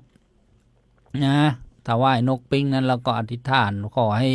ได้รู้ธรรมนะเหมือนท่านได้รู้แล้วนะอย่างเนี้ยเป็นต้นแล้วก็ด้วยอานิสงส์นะพ้นบุญเนี่ยก็ทำให้ได้มาเกิดเป็นมนุษย์พบพระพุทธศาสนาแต่ด้วยวิบากนะที่เคยเบียดเบียนสัตว์นะพอบวชเข้ามาแล้วก็ไม่ได้ดูแลใครนะไม่ได้ไปอุปถากพระท่านเรียกว่านะไม่มีปฏิการะคุณต่อใครนะพอบวชมาเมื่ออายุมากๆแล้ววันหนึ่งก็เกิดเป็นอาพาธโรคเจ็บเกิดโรคภัยไข้เจ็บเกิดเป็นตุ่มเล็กๆโตขึ้นเท่านะเม็ดพุทราเท่าผลมะนาวมาตูมแล้วก็แตกนะทีนี้ก็เมื่อพระพุทธเจ้าแสดงอดีตแล้วนะพระภิกษุรูปนี้ก็กายเบาใจเบานะได้บรรลุธรรมแล้วก็นะละสังขารนะหรือว่าสิ้นชีวิตไปพระพุทธเจ้าจึงปรารภนะเรื่องนี้ว่าภิกษุนี้บวชมาแล้วนะไม่มีบิดามารดานะบิดามารดาของพวกเธอก็ไม่มีแล้วถ้าพวกเธอไม่ดูแลกันเองใครจะมาดูแลนะต่อจากนั้นก็ส่งตรัสเรื่องอานิสงส์เนี่ยถ้าผู้ใดปรารถนาจะอุปถากพระพุทธเจ้านะให้ดูแลอุปถากนะภิกษุไข้ภิกษุอาพาธนะภิกษุที่ป่วยจะได้อานิสงส์เท่ากันแล้วก็นะตรัสเกี่ยวกับพระวินัยนะว่าพระอุปชาต้องดูแลสัตติวิหาริกนะลูกศิษย์ลูกหาสัตติวิหาริกลูกศิษย์ลูกหาพระอุปชาก็ต้องดูแลอุปชานะหรืออาจารย์ดูแลซึ่งกันและกันในวัดหนึ่งภิกษุก็ต้องดูแลกันถ้านะไม่มีใครดูแลภิกษุปล่อยให้นอนอาพาธสมนี่นะทางพระวินัยทางพระเนี่ยสิ้นเนี่ยท่านบอกว่าปรับอาบัติหมดทั้งวัดเลยนะญาติโยมนี่เรียกว่าการที่นะมีความเจ็บไข้ได้ป่วยก็ดีนะการมาอยู่ร่วมกันนะการอยู่ร่วมกันนี่แหละโลกนะคำว่าโลกเนี่ยนะอยู่กันอย่างสร้างสรรค์โลกนี้มีความสุขนะญาติโยมก็คงจะมองนะนึกไปก็นึกคิดแต่ว่านะเป็นลักษณะโลกนะคือนะอากาศโลกนะที่หมุนเวียนนะด้วยลักษณะอย่างเงี้ยนะโยมอาจจะนึกว่าโลกคือแบบนี้นะแต่ว่าความหมายนะของโลกเนี่ยนะก็คือหมู่สัตว์นะพวกเราเนี่ยที่มาอยู่ร่วมกันเนี่ยที่มีความหมายว่าโลกคือหมู่สัตว์นะการอยู่ร่วมกันเนี่ยก็เป็นโลกนะโลกคือสังคมนะอย่างเช่นในเรื่องภิกษุอาพาธเนี่ยก็เป็นสังคมชาววัดนะอยู่กันอย่างสร้างสรรค์นะก็เคารพธรรมอยู่กันโดยธรรมนะธรรมเป็นใหญ่นะธรรมะเนี่ยเป็นใหญ่นะอย่าให้อะไรมาใหญ่กว่าธรรมะล่ะนะเช่นระบบการเมืองการปกครองนะนี่เราก็ผ่านการเลือกตั้งนะบางคนบางท่านตอนนี้เสี่ยงยังห้าไม่เจอเลยไม่รู้ห้ายไปไหนห้ายคืนมาห้อนหรือว่าห้ายเช้ามืดนะหรือว่ามาห้ายมาล่นอะไรกันอย่างเงี้ยไม่รู้ว่าใครเอาไปทางไหนเอาไปจำนองหรือว่าเอาไปอะไรก็ว่ากันไปนะเพราะฉะนั้นเนี่ยการอยู่กันนะในโลกนี้อยากจะมีความสุขได้ยิบยกว่าสังคมชาววัด สังคมชาววัดก็เป็นเรื่องของพระภิกษุสมัยพุทธกาลก็มีพระผู้หญิงเรียกว่าภิกษุณีมาสูญสิ้นไปประมาณพศ500แบบพุทธศาสนาแบบเถรวาทมีอุบาสกมีอุบาสิกาที่มาเข้าสู่วัดวาอารามถ้าเป็นโลกแบบชาวบ้านคฤหัสถ์ผู้ครองเรือนก็เป็นโลกหนึ่งมีพ่อมีแม่มีสามีภรรยามีบิดามารดามีลูกหลานเล่นโล่นอะไรอย่างเงี้ยนะถ้าอยู่กันอย่างสร้างสรรค์เคารพธรรมเคารพหน้าที่ความถูกต้องความดีงามหรือเป็นสถาบันครอบครัวที่กล่าวมาแล้วก็เป็นตำบลจังหวัดภูมิภาคแล้วก็รวมกันเป็นประเทศเคารพธรรมเคารพหน้าที่เคารพกฎกติกาชวนกันประพฤติปฏิบัติเนี่ยไม่เอาตัวเองเป็นใหญ่ที่เรียกว่าอัตตาธิปไตยหรือว่าเอาหมู่คนส่วนมากเป็นใหญ่เรียกว่าเอามากเป็นประมาณประชาธิปไตยเป็นเกณฑ์ถามว่าเอาแล้วไม่ดียังไงเอาเป็นเกณฑ์ดีอยู่แต่ประชาธิปไตยหรืออะไรที่เอามากเป็นเกณฑ์เนี่ยต้องมีธรรมะในการอ้างอิงควบคุมดูแลอย่าให้ละเมิดธรรมะไม่ใช่ว่ายกมือพวกมากชนะร่ำไปถ้าไปเจอโลกหรือว่าสังคมที่เป็นพาลเป็นมิจฉาทิฏฐิเป็นคนชั่วร้ายอะไรอย่างเงี้ยน้ำน้อยก็แพ้ไฟล่ำไปใช่ป่ะครูบาอาจารย์ ยกทีไรก็แพ้ทุกทีเขาก็ไม่เอาอย่างนี้ก็สรุปว่าได้หยิบยกตัวอย่างโลกสังคมในแวดวงของชาววัดยกตัวอย่างภิกษุไข่ขึ้นมาแล้วก็โลกสังคมที่อยู่ร่วมกันเนี่ยอย่างสร้างสรรค์โลกนี้มีความสุขก็มาถึงหลักธรรมธรรมาธิปไตยนี่แหละเอาธรรมเป็นใหญ่ธรรมะนี่มี4ความหมายธรรมะคือหน้าที่ธรรมะคือกฎของธรรมชาติธรรมะคือการปฏิบัติตามกฎของธรรมชาติอย่างนี้เท่าที่ได้บรรยายมาก็ปาลบอนุสนธิท่านพระมหาภูมิธรรมภูมิปาโลท่าน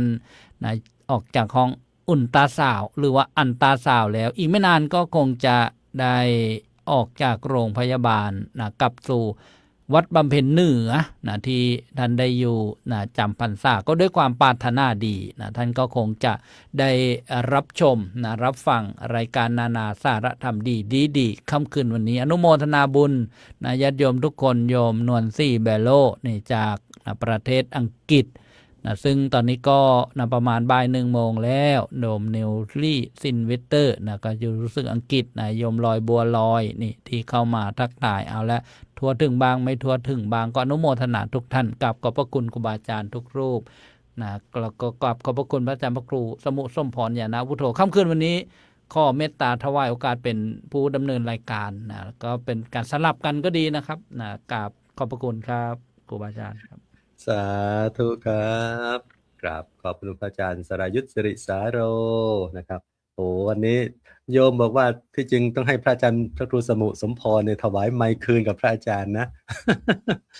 แต่พระอาจารย์บอกว่าคืนนี้ให้อาตมาคุณโยมก็ไม่ขัดศรัทธา จะขอทำหน้าที่ช่วยครูบาอาจารย์เท่าที่จะสามารถทำได้ก็ฝึกกันไปก็ได้รับความเมตตาจากครูบาอาจารย์นี่แหละในการที่จะทำหน้าที่คอยช่วยเหลือเกื้อกูลซึ่งกันและกันญาติโยม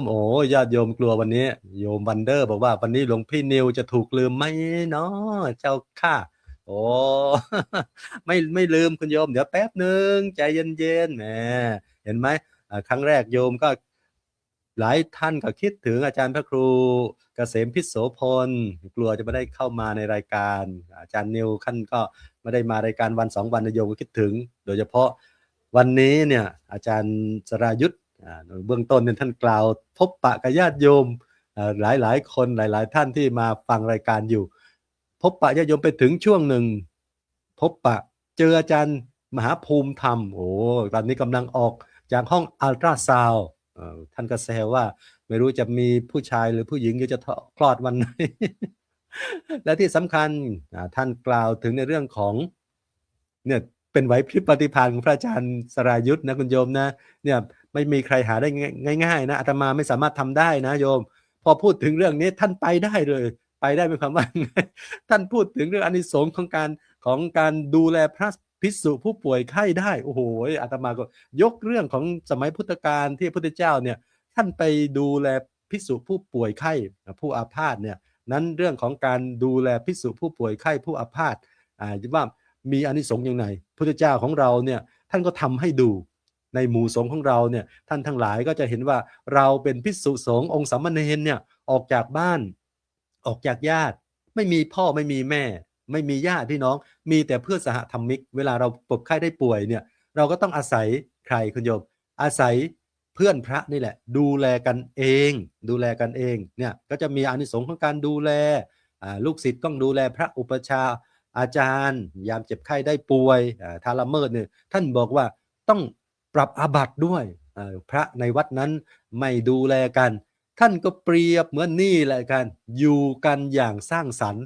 โลกอย่างนี้มีความสุขแต่ท่านเปรียบเหมือนสังคมสงฆ์คุณโยมสร้างสรรค์ไหมอยู่ด้วยจิตที่เมตตากรุณาปรารถนาดีต่อกันนะถ้าไม่เมตตามีความรักปรารถนามีความรักกรุณาต่อกันเนี่ยไม่ไปดูแลนะภิกษุอาพาธเนี่ยแสดงว่าใจเริ่มมีเมตตาธรรมมากยิ่งขึ้นไปคอยดูแลไปคอยให้เรื่องของยามเจ็บไข้ได้ป่วยแล้วก็ที่สำคัญคุณโยมที่ช่วยดูแลภิกษุอาพาธหรือโยมที่ช่วยซัพพอร์ตเป็นค่าพยาบาลค่าพยาบาลไม่ถูกใช่ไหมอาจารย์ต้องค่ารักษาอาพาธนะอาการอาพาธ รักษาอาการอาพาธโยมถือว่าได้บุญด้วยบุญที่ได้ดูแลพระภิกษุสงฆ์ผู้อาพาธเมื่อกี้โยมคมชาญมาลาบอกว่าวันนี้โยมก็ได้ร่วมบริจาคทรัพย์ให้กับทางโรงพยาบาลกรุงเทพเป็นค่าเวชภัณฑ์รักษาธาตุขันธ์ภิกษุสงฆ์ครับพระอาจารย์นี่โอ้โหสาธุอนุโมทนาบุญกับโยมด้วยเห็นไหมโยมฟังธรรมบ่อยๆมีปัญญารู้ว่าเนี่ยการที่เราท่านทั้งหลายเนี่ยไปซัพพอร์ตไปช่วยค่ารักษาพยาบาลหรือว่าดูแลพระภิกษุอาพาธเนี่ยพุทธเจ้ายกย่องว่านี่เหมือนกับการได้ดูแลพระพุทธเจ้าโอ้โหมันมีอานิสงส์มากนะคุณโยมน่าชื่นชมน่าอนุโมทนาญาติโยมทุกคนทุกท่านไหว้กราบนมัสการท่านพระอาจารย์พระครูสมุสุนทรด้วยความเคารพอย่าเปลี่ยนชื่อโยมอย่าเปลี่ยนชื่ออย่าเปลี่ยนชื่อนะ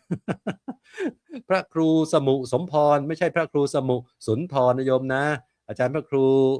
สุนทรธรรมนิเทศเนี่ยท่านสัญญาบัตรพัดยศส่วนอาตมาภาพเนี่ยเป็นแค่พระครูพระครูฐานานุกรมชั้นราชของพระอาจารย์พระราชสิริบุตรีแค่นั้นและที่สำคัญในเรื่องการที่อยู่ร่วมกันเราต้องใช้เรื่องของธรรมาธิปไตยเป็นใหญ่ไม่อาศัยเรื่องของประชาธิปไตยเป็นใหญ่เนี่ยบางครั้งบางทีเลือกผิดได้ไม่สามารถที่จะถูกต้องก็มีมากมายคุณโยมในเรื่องของการที่เราไปเลือกกันนี่แหละบางทีเราเรื่องของประชาธิปไตยเสียงส่วนมากข้ามไปนั้นหลวงพ่อพุทธทาสเนี่ยท่านได้กล่าวไว้ว่าประชาธิปไตยคือประโยชน์ของประชาชนเป็นใหญ่ไม่ใช่ประชาชนเป็นใหญ่ต้องให้ประชาชนได้รับประโยชน์เต็มอย่างนั้นจึงเป็นประชาธิปไตยประชาชนเป็นใหญ่นั้นมันไม่แน่ประชาชนบ้าบอก็ได้ถ้าประชาชนเห็นแก่ตัวแล้วชิบหายกันหมดนี่หลวงพ่อพุทธทาสได้กล่าวไว้นั้นเราพุทธบริษัทเนี่ยให้ถือหลักธรรมเป็นใหญ่นั้นกราบขอบคุณพระอาจารย์พระสรายุทธอาจารย์สรายุทธอีกครั้งหนึ่งครับผมพูดไปพูดมาเดี๋ยวหาว่าพระอาจารย์พระครูสมพรเนี่ยเป็นพิธีกรแล้วเริ่มพูดมากอยากฟังเสียงพระอาจารย์นิวแล้วโยมบางคนบางท่านคุณโยมผู้ไม่การเสียเวลาจะได้กราบพัฒนาพระอาจารย์พระอธิการสุรชาติกิตติปาโลเจ้าวาดวัดถ้ำตะเพียนทองพระอาจารย์นิวได้มาพบปะกับญาติโยมในเรื่องของอยู่กันอย่างสร้างสรรค์โลกนี้มีความสุขกราบพัฒนาพระอาจารย์ด้วยความเคารพครับผมขอถวายความนอบน้อมแด่พระรัตนตรัยขอกราบถวายความเคารพครูบาอาจารย์ทุกรูปนะครับโดยมีหลวงพ่อพระครูเกษมพิษโสพลหลวงพ่อพระครูสุนทรธรรมนิเทศด้วยความเคารพครับก็ขอเจริญสุขเจริญพรญาติโยมญาติธรรมทุกท่านทุกคนที่กำลังรับชมรับฟังก็จริงๆตอนแรกว่าจะ บอกพระอาจารย์พระครูสมุทรสมพรว่าเอาไว้ตอนท้ายๆก็ได้ ให้หลวงพ่อพระครูสุนทรก่อนก็ได้ วันนี้ก็ไปประชุมมาญาติโยมทั้งหลายไปประชุมของคณะสงฆ์อำเภอพัฒนานิคมของจังหวัดลพบุรีในโครงการสังฆประชานุเคราะห์การสร้างบ้านให้แก่ผู้ยากไร้โดยเป็นโครงการของคณะสงฆ์ภาค 3ที่ได้จัดทำขึ้นให้ทางคณะสงฆ์แต่ละอำเภอในพื้นที่ของภาค 3เนี่ยได้สำรวจในส่วนของชาวบ้านในพื้นที่ที่มีฐานะยากจนบ้านที่จะผุพังอย่างนี้เป็นต้นก็ไปสำรวจแล้วก็นำเสนอเข้าไปเพื่อที่จะนำงบมาสร้างบ้านให้แก่ชาวบ้านที่ยากจนซึ่งก็เป็นโครงการที่ในส่วนของ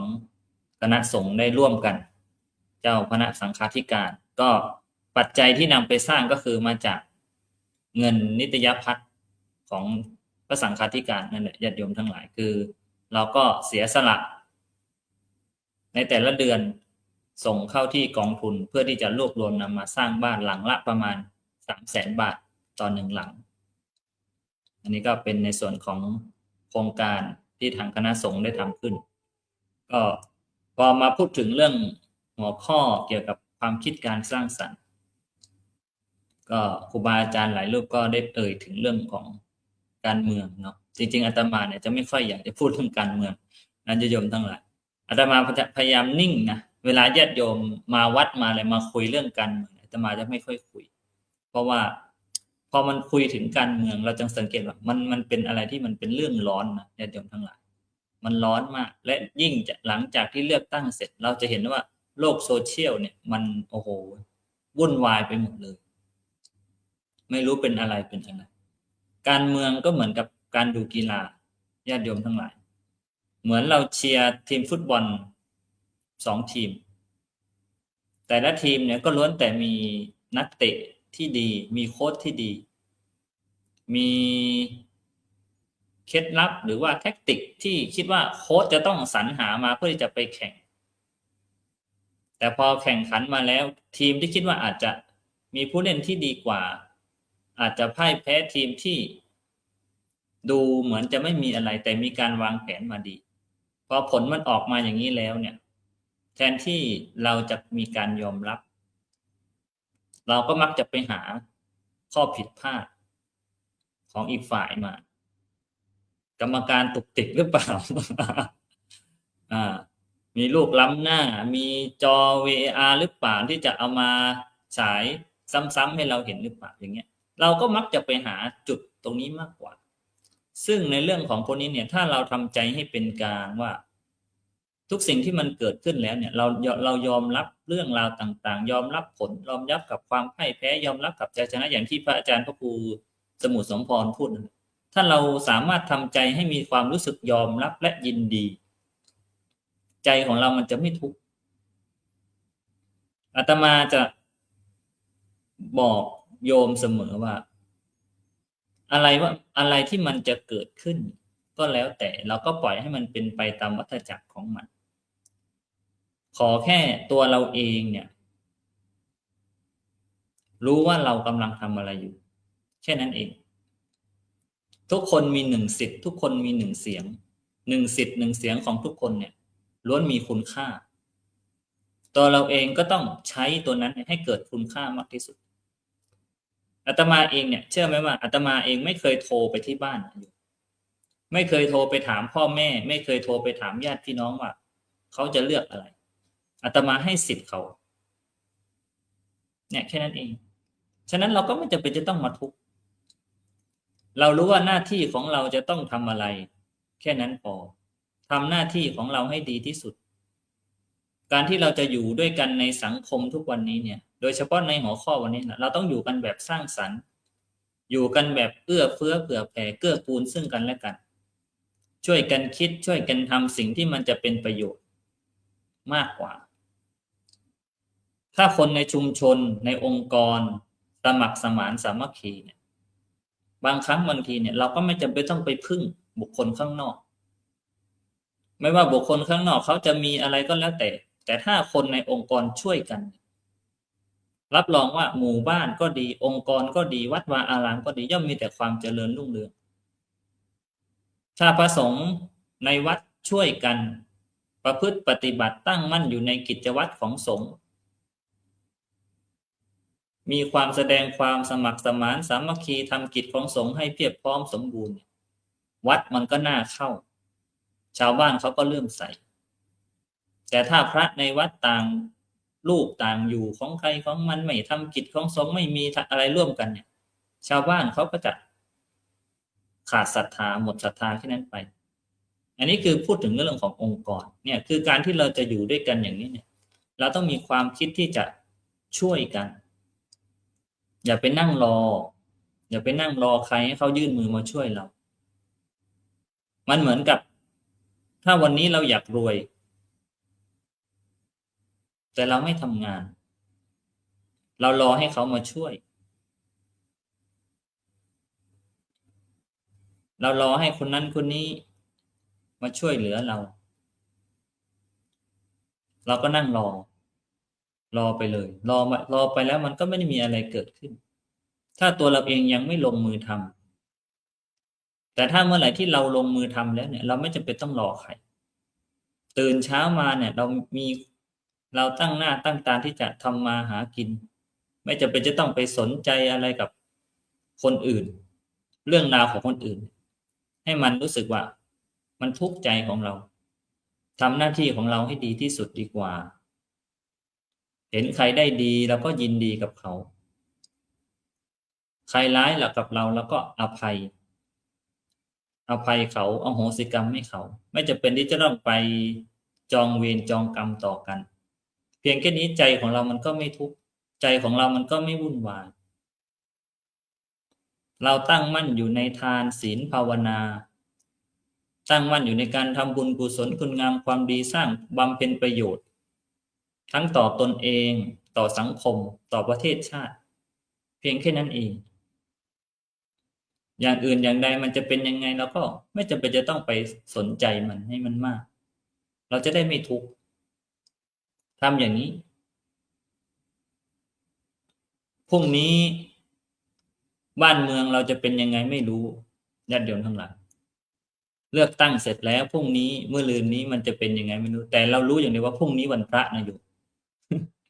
พรุ่งนี้วันพระโยมอย่าลืมไปวัดทำบุญเนี่ยเราจำแค่นี้พอว่าพรุ่งนี้วันพระส่วนบ้านเมืองเนี่ยเราไม่รู้ว่ามันจะเป็นยังไงจำไว้ว่าพรุ่งนี้วันพระโยมอย่าลืมเข้าวัดทำบุญตักบาตรที่วัดอาตมาก็มีสวดมนต์ทุกวันพระเป็นกิจกรรมที่อาตมาจัดขึ้นมาเพื่อเป็นการหล่อหลอมความสมัครสมานสามัคคีให้ญาติโยมได้มีใช้เวลาว่างได้มาทำกิจกรรมร่วมกันได้สละเวลาวันละ1 ชั่วโมง 2 ชั่วโมงมาสวดมนต์นั่งสมาธิเจริญภาวนาฟังเทศน์ฟังธรรมแล้วค่อยๆกลับไปนอนเนี่ยก็เรียกว่าใช้เวลาว่างให้เกิดประโยชน์1 วันเราทำงานมาตลอดทั้งอาทิตย์เราอาศัยสละเวลาแค่1 ชั่วโมง 2 ชั่วโมงใน1 อาทิตย์มาร่วมกิจกรรมทำคุณงามความดีต่อตนเองวางปัญหาเรื่องราวหน้าที่การงานวางเรื่องครอบครัววางทุกสิ่งทุกอย่างลงเพื่อมารับเอากุศลพาตนเองเข้าสู่ความดีเนี่ยเราใช้ชีวิตของเราวุ่นวายอยู่กับเรื่องราวต่างๆตลอดทั้งวันเราก็ใช้โอกาสตรงนี้เนี่ยพาตัวเองเข้าหาความดีอันนี้คือวัตถุประสงค์ที่อาตมาตั้งขึ้นจัดกิจกรรมขึ้นมาเพื่อให้ญาติโยมได้มีเวลาอย่างน้อยๆก็เป็นกิจกรรมที่ดีที่ได้ทำขึ้นก็พยายามที่จะสร้างสิ่งที่มันเป็นประโยชน์ต่อที่เราอยู่อาศัยเหมือนที่พระครูสมุสมพรท่านบอกอยู่ที่ไหนก็แล้วแต่ให้เราคิดว่าเราจะทำยังไงที่จะเป็นประโยชน์ต่อสถานที่เราอยู่เนี่ยอาตมาเองเนี่ยอาจจะไม่ประสบความสำเร็จในการใช้ชีวิตฆราวาสแต่พอเข้ามาบวชแล้วอาตมาคิดว่าจะทำยังไงถึงจะให้ชีวิตของเพศบรรพชิตเนี่ยมันเป็นบุญเป็นกุศลเป็นประโยชน์ให้ได้มากที่สุดที่เราจะสามารถตอบแทนข้าวปลาอาหารที่ญาติโยมได้ใส่มาในบาตรของเรา นี่คือสิ่งที่เราจะต้องมานั่งคิดว่าเราจะทำยังไง ถึงจะสามารถตอบแทนข้าวน้ำอาหารที่ญาติโยมเขาเสียสละให้เรา นอกจากว่าการที่เราประพฤติปฏิบัติตั้งใจอยู่ในทานในศีลตั้งใจในการรักษาศีลประพฤติปฏิบัติ เพื่อให้ญาติโยมเขาศรัทธาแล้วเราก็ต้องทำประโยชน์ให้เกิดขึ้นในชุมชน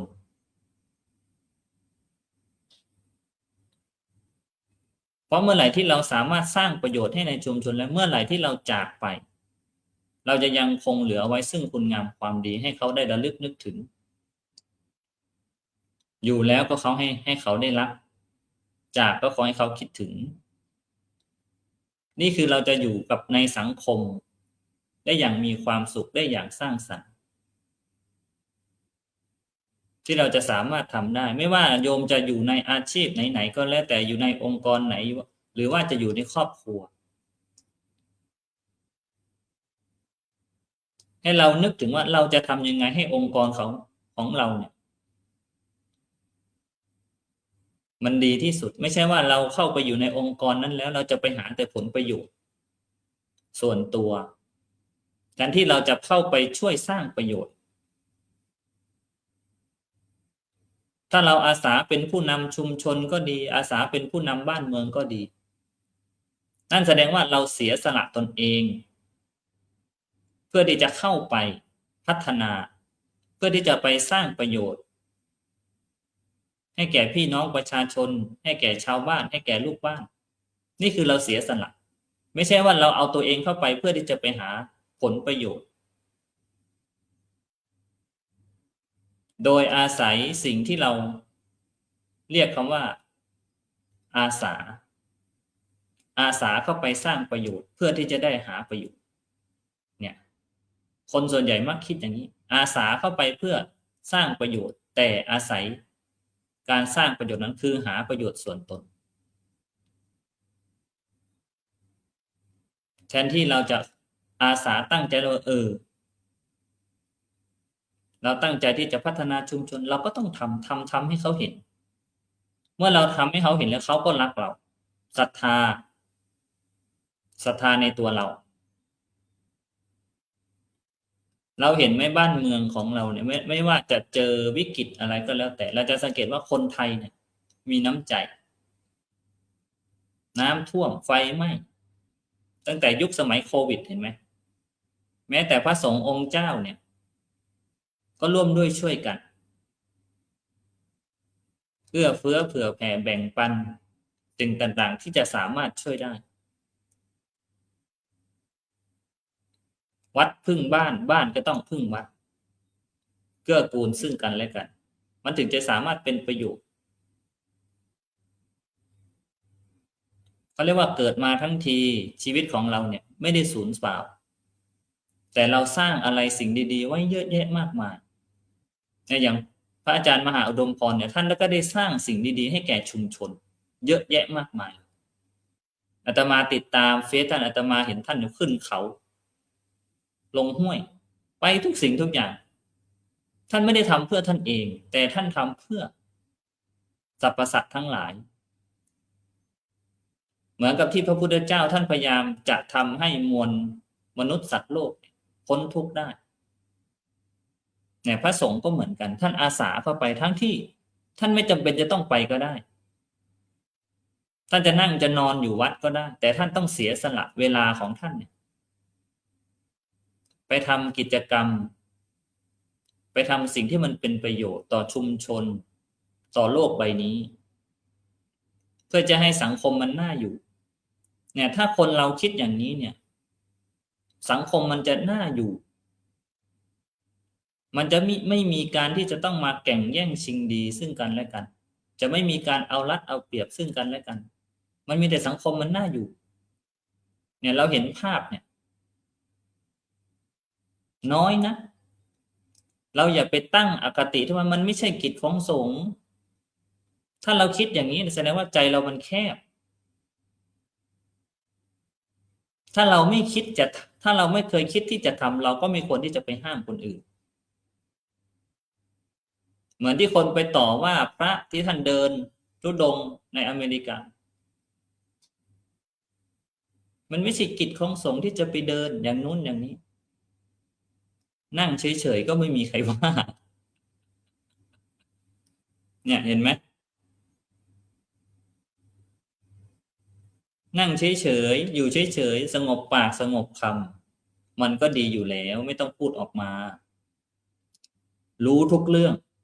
ก็ไม่จะเป็นที่ต้องพูดทุกเรื่อง เนี่ยควรพูดแต่สิ่งที่มันสร้างสรรค์สิ่งที่มันเป็นประโยชน์มากกว่า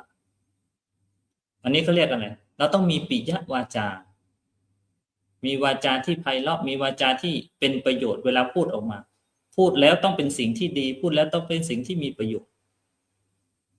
การที่จะอยู่ในสังคมร่วมกันอย่างมีความสุขเราจะต้องมีอะไรหลักธรรมอีกข้อหนึ่งสังคหวัตถุสี่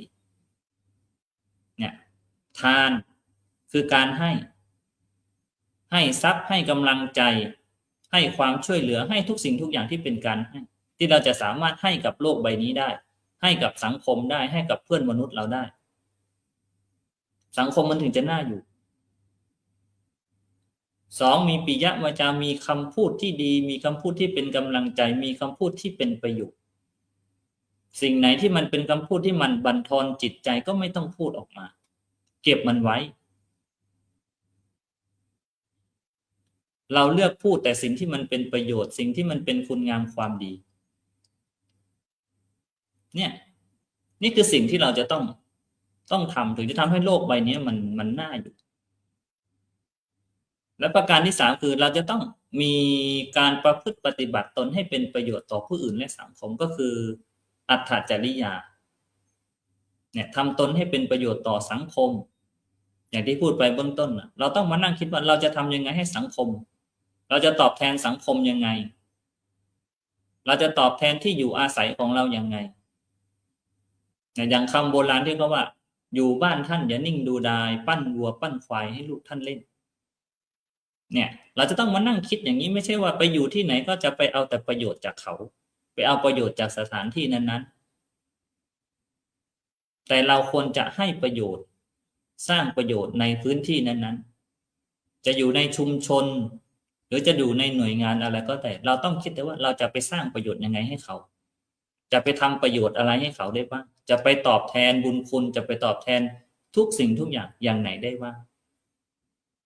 และประการสุดท้ายก็คือสมานัตตาคือเราต้องทำตัวให้มันเสมอต้นเสมอปลายมีความสม่ำเสมอการวางตัวให้ดีให้เหมาะสมทำอะไรก็แล้วแต่ให้มันเหมาะสมให้มันเสมอต้นเสมอปลายไม่ใช่ว่า10 ปี20 ปีไม่เคยเจอหน้าพอจะลงหาเสียงหน่อยก็โผล่มาโดยไม่รู้ตัวกำลังจะเผาศพสักพักโทรศัพท์ดังว่ามีโยมคนนั้นคนนี้ชื่อนั้นที่กำลังจะเดินทางมาร่วมถามว่าใครเชิญ เนี่ยโยมพอได้เสียงเสร็จแล้วเนี่ยไม่เคยเจอหน้าอีกเลยเนี่ยเขาเรียกจะทำดีทั้งทีเนี่ยมันต้องทำต่อเนื่องทำอย่างสม่ำเสมอ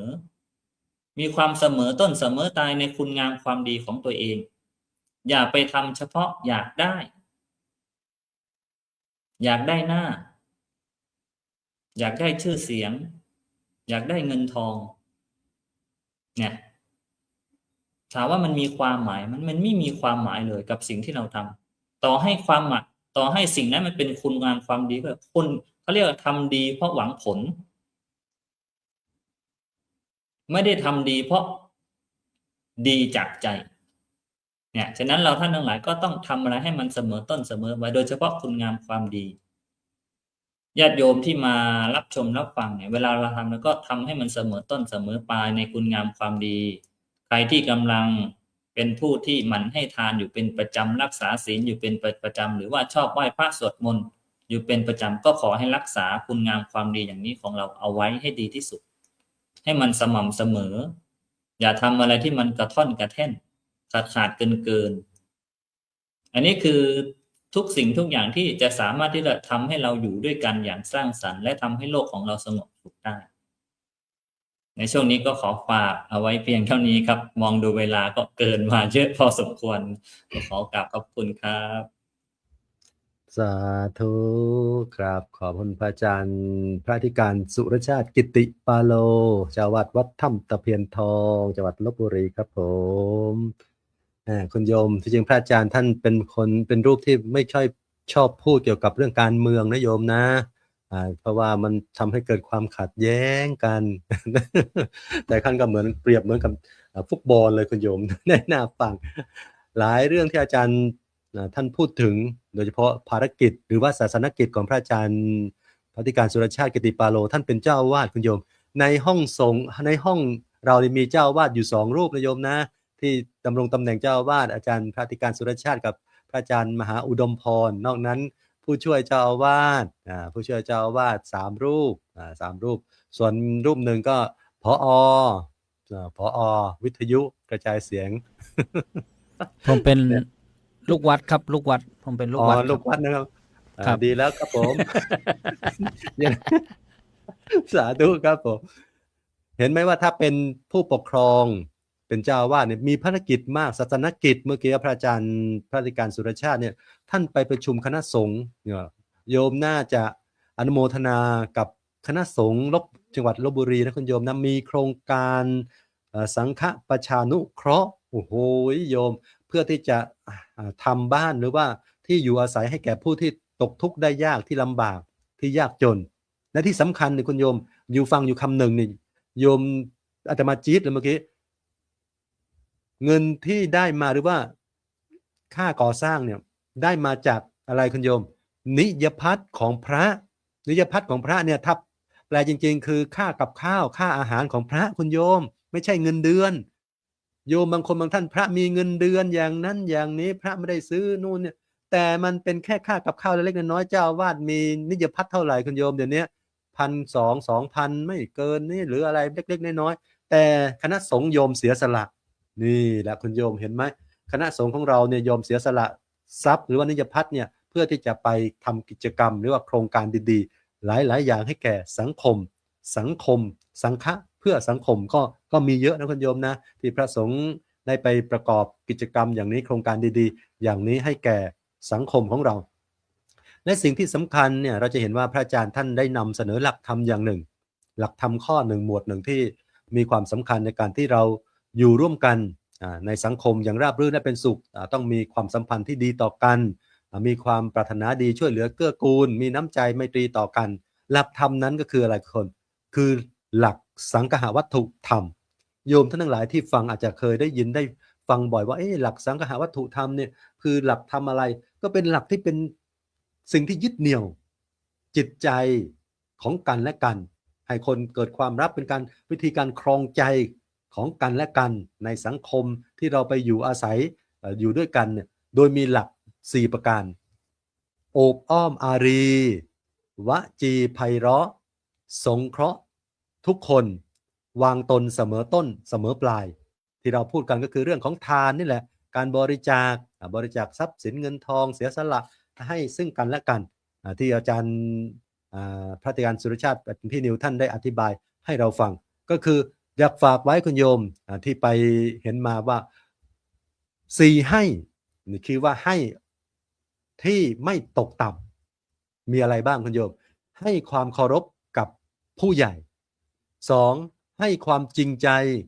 กับเพื่อน3ให้ความซื่อสัตย์กับคนรัก4ให้ความกตัญญูกับพ่อแม่4ให้นิยมมีให้หรือยังถ้าเรามีทั้ง4ให้อยู่ที่ไหนก็มีความสุขสังคมก็มีความสุขให้ความเคารพกับผู้ใหญ่เดี๋ยวนี้คนที่เป็นเยาวชนคนรุ่นใหม่หรือว่าเด็กเจน Z เจน C หรืออะไรเนี่ยเรามองข้ามผู้หลักผู้ใหญ่ผู้ให้กำเนิดเราบางครั้งบางทีต้องสิ่งที่สำคัญวิถีชีวิตของความเป็นไทยเนี่ยการให้เกียรติซึ่งกันและกันการให้ความเคารพซึ่งกันและกันนั้นมีมากนะคุณโยมนะให้ความเคารพกับผู้ใหญ่ให้ความจริงใจกับเพื่อนอยู่ที่ไหนกับเพื่อนร่วมงานกับเพื่อนที่เราคบค้าสมาคมความจริงใจสำคัญเราต้องมีความจริงใจซึ่งกันและกันความซื่อสัตย์กับคนที่เรารักอยู่กับสังคมที่เราเป็นครอบครัว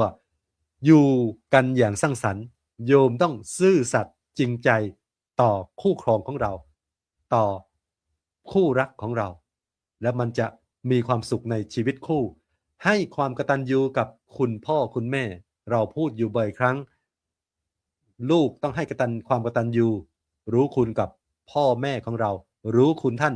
ตอบแทนคุณท่าน โลกนี้อยู่กันอย่างผาสุกเกิดความงอกงาม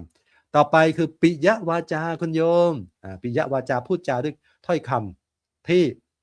อ่อนหวานประสานสามัคคีต่อกันและกันเป็นสิ่งที่ดีงามคุณโยมอยู่ที่ไหนอย่างไรเนี่ยเราอยากให้คนอื่นพูดดีเราอยากฟังคำหวานคำที่ไพเราะคำที่ดีกับเราก็พูดคำอย่างนั้นกับคนอื่นนะคุณโยมนะถ้าเราไปพูดคำที่ไม่ดีไม่อะไรก็คนอื่นก็จะพูดไม่ดีด้วยนั้นอย่าลืมท่านบอกว่าปลูกต้นหอมไว้ที่ปากคราใดไม่มีภัยคุณโยมปลูกต้นรักไว้ที่ใจจิตสดใสไม่มัวหมองปลูกต้นบุญไว้ที่ตัวชั่วชีวิตไม่ขาดทุนปลูกต้นธรรมไว้ที่ชีวิตจิตอบอุ่นไม่ทุกข์ใจเนี่ยครูบาอาจารย์ท่านได้กล่าวไว้เป็นคำคมคำคิดให้เราและต่อไปก็คือเรื่องของการประพฤติตนประพฤติตัวให้เหมาะสมให้เป็นประโยชน์ต่อที่เราไปอยู่คืออัตถจริยาอยู่ที่ไหนทำที่นั่นประโยชน์ที่นั้นให้เกิดขึ้นกับเราท่านทั้งหลายและสุดท้ายทำตนทำตัวประพฤติตนประพฤติตัวให้เสมอต้นเสมอปลายอยู่ในฐานะใดนี่มีหน้าที่อะไรโยมประพฤติปฏิบัติหน้าที่ตนให้เหมาะสมนั่นแหละเราเรียกว่าสังคหวัตถุธรรมธรรมที่ทำให้เกิดความอยู่ร่วมกันแล้วยึดเหนี่ยวจิตใจทำให้สังคมเราอยู่มีความสุขต่อกันกราบขอบคุณพระอาจารย์พระอธิการสุชาติกิติปาโลอีกครั้งหนึ่งครับผมลำดับต่อไปจะได้กราบพัฒนาพระอาจารย์พระครูสุนทรธรรมนิเทศผู้ช่วยเจ้าอาวาสวัดชนาทิพย์เฉลิมพระอารามหลวงจังหวัดสตูลท่านได้เมตตามาสนทนาธรรมให้ญาติโยมฟังในเรื่องของอยู่กันอย่างสร้างสรรค์โลกนี้มีความสุขวันนี้ท่านก็มาสายเมื่อวานท่านก็มาสายเดี๋ยวจะได้ให้พระอาจารย์ท่านได้เต็มที่เลยครับผมนิมนต์ครับครับน้อมถวายความเคารพท่านอาจารย์พระครูเกษมพิโสพลผู้เป็นองค์ประธานในการสนทนาค่ำคืนนี้และครูบาอาจารย์ทุกรูปแล้วก็ท่านพระอาจารย์พระครูสมพรซึ่งทำหน้าที่ค่ำคืนนี้เป็นผู้ดำเนินรายการด้วยความเคารพทุกรูปครับแล้วก็ญาติโยมขอเจริญพรนะขออภัยนะสายเป็นวันที่2เพราะว่า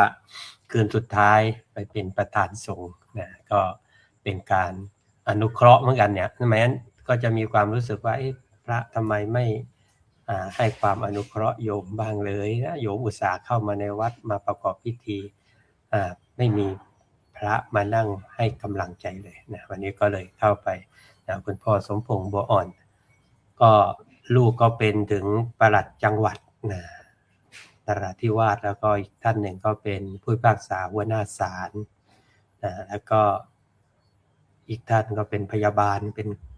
ครูด้วยก็ได้ทำงานที่มีความมั่นคงนะก็เป็นความสูญเสียของครอบครัวคุณพ่อสมพงษ์บัวอ่อนอายุ85ปีพรุ่งนี้จะมีพิธีพระราชทานเพลิงนะก็ขอแสดงความเสียใจกับครอบครัวด้วยวันนี้ในหัวข้ออยู่กันอย่างสร้างสรรค์โลกนี้มีความสุขอยากมีความสุขก็เริ่มนะจากความดีที่เรามีต่อกันนะเพราะว่าสังคมของการอยู่กันอย่างสร้างสรรค์เนี่ยคือการอยู่กันด้วยความคิด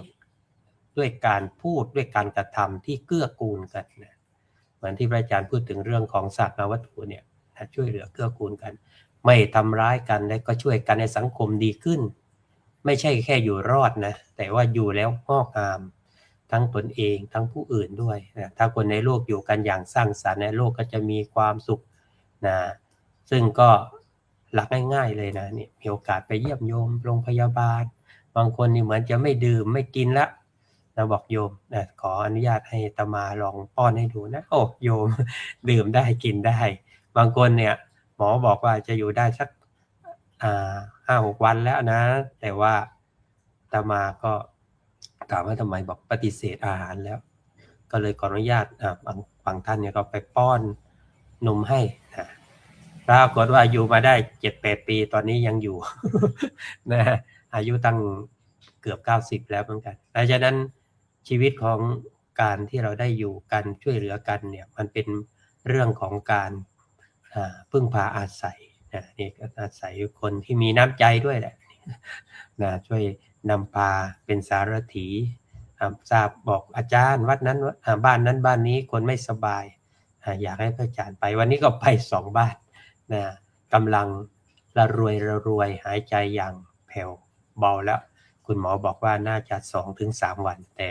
น่าจะช่วยอะไรท่านได้ไม่มากก็เพียงไปให้กำลังใจแล้วก็สวดมนต์ให้เพราะว่ารู้สึกว่าอาการค่อนข้างหนักมากแล้วดังนั้นก็เป็นเรื่องของกำลังใจแก่ญาติคนที่ยังอยู่ให้เขาได้รู้สึกว่าเขาไม่ถูกทอดทิ้งเคยอาตมาเชื่อแหละหลายท่านเคยไปวัดไปวาไปทำบุญสุนทรทานแต่พอเจ็บไข้ได้ป่วยเนี่ยทำไมพระไม่มาหาที่บ้านบ้างเลยเนี่ยอาจจะคิดอยู่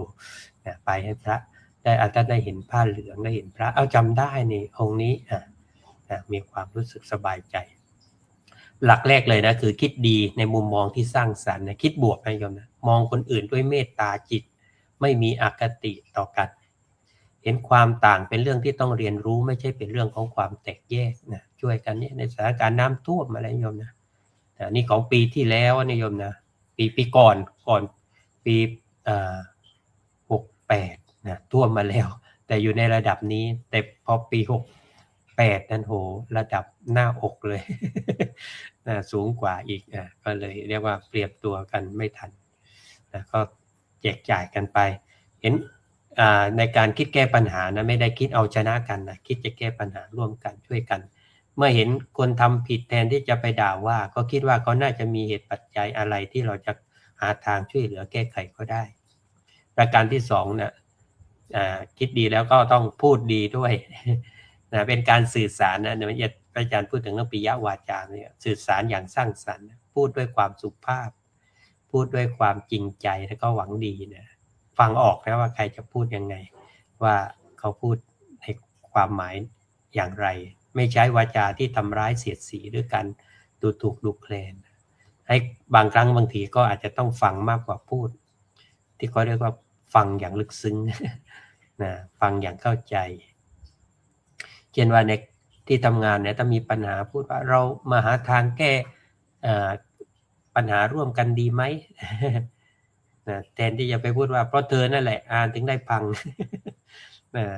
มันก็จะมีความรู้สึกว่าเราไม่ต้องสูญเสียคนที่ทำงานไปแต่เราได้คนที่มีแนวคิดในการแก้ปัญหาร่วมกันประการที่3ก็คือการทำดีนะเมื่อกี้คิดดีพูดดีแล้วก็ทำดีด้วย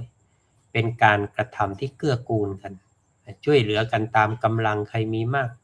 ช่วยได้ก็ช่วยนี่ไปบ้านนี้นี่โอ้ลูก3คนยังไม่มีฝาบ้านเลยอย่างเนี้ยโล่งๆอย่างเนี้ยบันไดก็ไม่มีขึ้นนะใช้ท่ออะไรก็เรียกปล่องนะคว่ำลงแล้วก็เดินเหยียบขึ้นมาไม่มีบันไดไม่มีฝาบ้านเราค่อนข้างลำบากมากเนี่ยก็แต่ว่ายังส่งลูกมาเรียนศูนย์ศึกษาพุทธศาสนาวันอาทิตย์นะอยู่ห่างจากวัดประมาณไปกลับนี่ก็เกือบ30 กิโลนะแต่แม่อยากให้ลูกได้เรียนได้ศึกษาพุทธศาสนาก็อุตส่าห์มาส่งในวันหยุดเรียนด้วยก็เลยตามไปที่บ้านนั่นก็ได้เห็นว่าครอบครัวเขาไม่ได้จนจริงๆนะในความดีงามฐานะลำบากก็จริงแต่จิตใจของเขางดงามอยากให้ลูกอยู่อย่างมีภูมิคุ้มกันที่ดีนั่นก็ในเรื่องของการที่เราทำดีเนี่ยก็ต้องเคารพกติกาด้วยเคารพสิทธิผู้อื่นด้วยนะไม่ไปเป็นการเอารัดเอาเปรียบเขาแล้วก็มีหน้าที่ในการรับผิดชอบต่อสังคมหน้าที่ของตนเองก็ต้องรับผิดชอบอยู่แล้วอย่ามองว่าเขามีความคิดต่างจากเราเขานับถือศาสนาต่างจากเราไม่ช่วยเหลือเนี่ยมันเป็นความคิดที่ค่อนข้างแคบหน่อยนะเราก็แผ่เมตตาว่าสัพเพสัตตาสัตว์ทั้งหลายที่เป็นเพื่อนทุกข์เกิดแก่เจ็บตายด้วยกันทั้งหมดทั้งสิ้นนะอย่าว่าแต่มนุษย์ด้วยกันเลยแม้แต่สัตว์เนี่ยเรายังต้องช่วยเลยนะเวลาเขาทุกข์เขาเดือดร้อนแล้วก็แม้กระทั่งในเรื่องเล็กๆน้อยๆโยมเช่นขับรถกับราเนี่ยก็ไม่ไป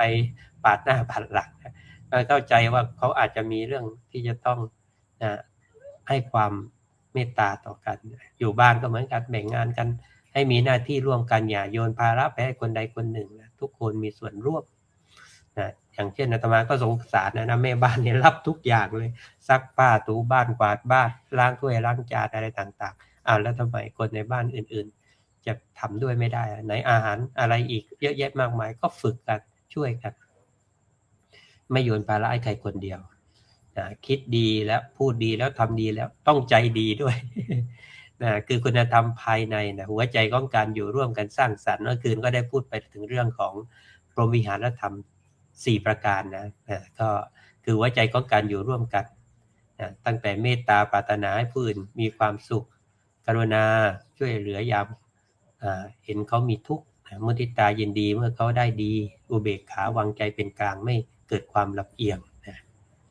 ทำไมโลกจะมีความสุขได้ก็เพราะว่าเมื่อเราไม่เอาเปรียบกันเนี่ยความขัดแย้งมันก็ไม่เกิดมันก็ลดลงการสื่อสารที่ดีก็ทำให้เกิดความเข้าใจเพิ่มขึ้นการช่วยเหลือกันก็ทำให้ภาระชีวิตของเราเนี่ยเบาลงนะปัญหาอะไรต่างๆมันก็ไม่เป็นเรื่องที่ทำให้เราหนักอกหนักใจการมีเมตตากันก็ช่วยใจคนอ่อนโยนแล้วก็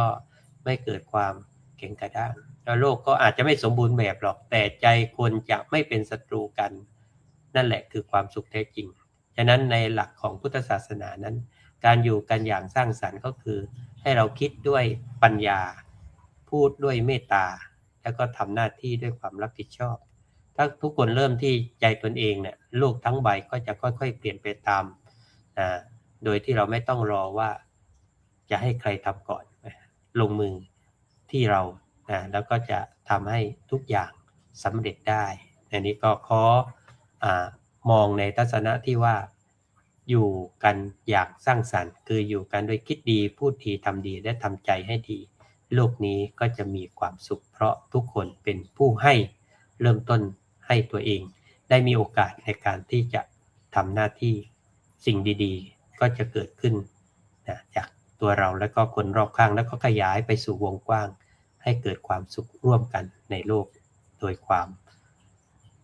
มองกันเป็นเพื่อนร่วมเกิดแก่เจ็บตายไม่มองกันว่าเขาเป็นศัตรูทุกคนก็จะอยู่กันด้วยความรักครับผมสาธุครับกราบขอบคุณพระอาจารย์พระครูสุนทรธรรมนิเทศผู้ช่วยเจ้าอาวาสวัดชนาทิพย์เฉลิมนะครับที่เมตตามาสนทนาธรรมในเรื่องของอยู่กันอย่างสร้างสรรค์โลกนี้มีความสุขโอ้โหคุณโยมเมื่อกี้ทีมงานนำภาพประกอบของพระอาจารย์ขึ้นมาประกอบได้ดีมากเนี่ยเห็นง่ายๆเลยคุณโยมว่าพระอาจารย์ท่านเป็นผู้ที่อยู่กับสังคมไหนท่านก็ใช้หลักของสังคหวัตถุธรรมในการดำเนินกับชีวิตกับสังคมที่ท่านอยู่ในการช่วยเหลือเกื้อกูลซึ่งกันและกันได้ในการมีน้ำใจพึ่งพาอาศัยซึ่งกันและกันเป็นสิ่งที่สำคัญอยู่ด้วยกันอย่างสร้างสรรค์ท่านเน้นพระอาจารย์ท่านเน้นเรื่องผู้คิดพูดทำด้วยความเกื้อกูลกันด้วยความเกื้อกูลกันเริ่มที่เราเริ่มที่จากความคิดดีต่อกันไม่คิดร้ายประสงค์ร้ายต่อกันแล้วก็พูดก็เป็นพูดปิยวาจาก็ตรงอยู่ในเรื่องของปิยวาจาในเรื่องของสังคหวัตถุธรรมเองคุณโยมพูดจาด้วยถ้อยคำที่ไพเราะอ่อนหวานไม่พูดคำหยาบด้วยความพูดด้วยความจริงใจก็ประสานสามัคคีกันและสุดท้ายทำด้วยในสิ่งที่ดีงามในสังคมที่เราไปอยู่เหมือนพระอาจารย์ท่านมีกิจกรรมหลายๆอย่างที่เอื้อเฟื้อเผื่อแผ่ต่อสังคมที่ท่านอยู่สรุปท่านพูดว่าคิดด้วยปัญญาพูดด้วยเมตตาทำด้วยความรับผิดชอบในสิ่งที่เราทำหลายสิ่งหลายอย่างวันนี้ได้ธรรมะจากครูบาอาจารย์มากมายคุณโยมและที่สำคัญท่านก็ตบท้ายด้วยต้องมีพรหมวิหารธรรมด้วยคือจะอยู่ด้วยกันอย่างสร้างสรรค์ก็คือเมตตากรุณามุทิตาอุเบกขาให้เกิดขึ้นในตัวของเราในจิตใจของเราครับขอบคุณพระอาจารย์อีกครั้งหนึ่งครับผมดูเวลาก็มาถึงในช่วงท้ายของรายการแล้วคุณโยมในช่วงรอบที่2จะได้กราบเมตตาครูบาอาจารย์กลั่นเอาข้อคิดคำคมเด็ดๆฝากญาติโยมในวันนี้อยู่อย่างสร้างสรรค์โลกนี้มีความสุขอย่างไรจากนั้นกราบ รัตนาพระอาจารย์พระครูเกษมพิโสพลอีกครั้งหนึ่งครับผม ญาติโยมฟังเบิ่งแล้วอย่าสิกลายเป็นอุบาสกอุบาสิกาเมาอย่าเป็นคนเมาศาสนาอย่าเป็นคนเมาธรรมะไปก่อนคือเบื่อเพิ่นว่าทำใดๆก็ไร้ค่าถ้าไม่ทำหมายถึงว่าคำสอนดีปานใดก็บ่มีคุณบ่มีค่าคันเฮาบ่เอาไปปฏิบัติถ้าหากว่าฮู้แล้วก็มีแต่แค่สำนวนโวหารแต่ว่าบ่ได้ปฏิบัติมันก็บ่เกิดประโยชน์ซั่นนะก็เอาซั่นนี่เว้าไปหลายเดี๋ยวโยมสิจื้อบ่ได้ สาธุครับอาจารย์พระครูเกษมพิโสพลท่านสรุปคำคมพูดมากไม่ได้เจ็บคอเพราะท่านไม่ค่อยสบายอ้อมรีบปิดหนีเลยเสร็จนิดนึงขออภัยอาจารย์พระครูทำใดๆก็ไร้ค่าถ้าไม่นำไปทำคุณโยมคำคมของอาจารย์พระครูท่านบอกไว้พูดมากได้โยมจำไม่ได้นะกราบขอบคุณอาจารย์พระครูอีกครั้งหนึ่งครับผมลำดับต่อไปจะได้กราบพระนามพระอาจารย์พระมหาอุดมพรอุตตมวโรนะครับผมจะได้มาให้ข้อคิดข้อธรรมในช่วงสรุปในวันนี้ครับผมนิมนต์ครับ สาธุครับครับขอโอกาสครับในบทสรุปก็คือนะครับเรามาทำความเข้าใจว่าการที่เราจะอยู่ร่วมกันอย่างมีความสุขนั้นมันไม่ได้เกิดจากการที่เรามีวัตถุสิ่งของที่มีค่าอย่างเดียวไม่ใช่ฮะมันเกิดจากการที่มนุษย์ทุกคนนั้นมีคุณธรรมเป็นพื้นฐานของจิตใจคุณโยมสังเกตว่าเราจะทิ้งคุณธรรมไม่ได้เลยชีวิตเราต้องใช้เหมือนเปรียบเสมือนต้นไม้นะฮะต้นไม้ก็ต้องมีรากที่มันยึดมั่นนะฝังลงดินต้นมันถึงจะแข็งแรงมนุษย์หรือว่า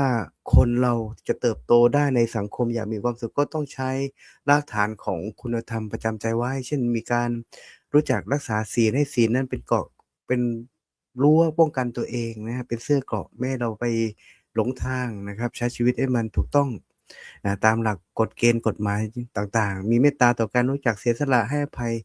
นะครับมีปัญหาก็ช่วยกันแก้ปัญหาเพื่อเป็นการลดทอนการขัดแย้งนะแล้วก็เพิ่มความรักใคร่สามัคคีต่อกันในการที่ไหนที่มีความรักใคร่สามัคคีกันที่นั่นก็ย่อมมีความเจริญและก็ย่อมมีความสุขนะครับแต่ถ้าทุกคนต่างเห็นแก่ตัวกันไม่รักใคร่กันที่นั่นมันก็ตรงกันข้ามมีแต่ความทุกข์โลกนี้มันไม่ได้อยู่ยากนะฮะโลกนี้มันน่าอยู่ที่โลกที่มันอยู่ยากก็เพราะว่าคนเนี่ยมันทำให้ยากแล้วก็อยู่บนโลกนี้ไม่เป็นนะเพราะขาดคุณธรรมประจำใจครับวันนี้ก็เลยฝากไว้เพียงเท่านี้ครับสาธุครับผมกราบขอบคุณอาจารย์มหาอุดมพรอีกครั้งหนึ่งครับผมมาสรุปให้ข้อคิดข้อธรรมโลกนี้ไม่ได้อยู่ยากนะคุณโยมนะแต่เราก็ทำตัวให้มันอยู่ยากเอง สิ่งสำคัญคืออยู่แล้วให้มีธรรมะเรื่องของศีลที่ปนเกราะกำบังศีลไม่ได้อยู่ที่พระนะโยมนะธรรมะไม่ได้อยู่ที่วัดก็อยู่ที่ไหนก็อยู่ที่ตัวของเราเนี่ยเอามาประพฤติปฏิบัตินำสิ่งที่ครูบาอาจารย์ได้มาเทศน์มาบรรยายมาประพฤติปฏิบัติให้ในชีวิตของเราจะเกิดความสันติสุขเกิดความสุขในชีวิตของเราได้กราบคุณพระอาจารย์ครับเราต่อไปได้กราบพระอาจารย์สรายุทธสิริสาโรครับผมกราบขอบพระคุณครับครูบาอาจารย์ทุกรูปแล้วก็ขอบพระคุณพระอาจารย์พระครูสมุสมพรครับเมตตารอบสรุปนี้ก็เจริญพรญาติโยมนะรอบแรกฟังเรื่องนะโลกนะก็คือการอยู่ร่วมกันนี่แหละนะอย่าทำให้นะร้าวรานหรือว่าละทิ้งหน้าที่นี่นะที่สำคัญก็คือธรรมะธรรมาธิปไตยเอาธรรมะเป็นใหญ่แล้วตัวเราเนี่ยก็จะเล็กลงนะใครสลายตัวตนได้มากกว่ากันนะก็ถือว่านะจะอยู่ในโลกนี้อย่างสร้างสรรค์นะโลกนะนี้ก็มีความสุขนะสุขข้างนอกสุขข้างในนะสุขนะอย่างเงี้ยนะเอาละฝากข้อคิดคำคมนะที่ นะได้เจอมาในโลกโซเชียลนะผ่านหูผ่านตาก็น่าสนใจดีท่านบอกว่าอยู่ให้มีศักดิ์ศรี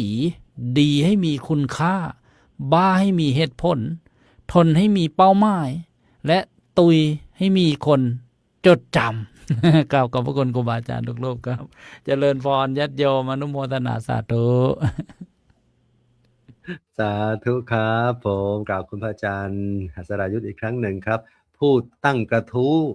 ในการสนทนาธรรมใน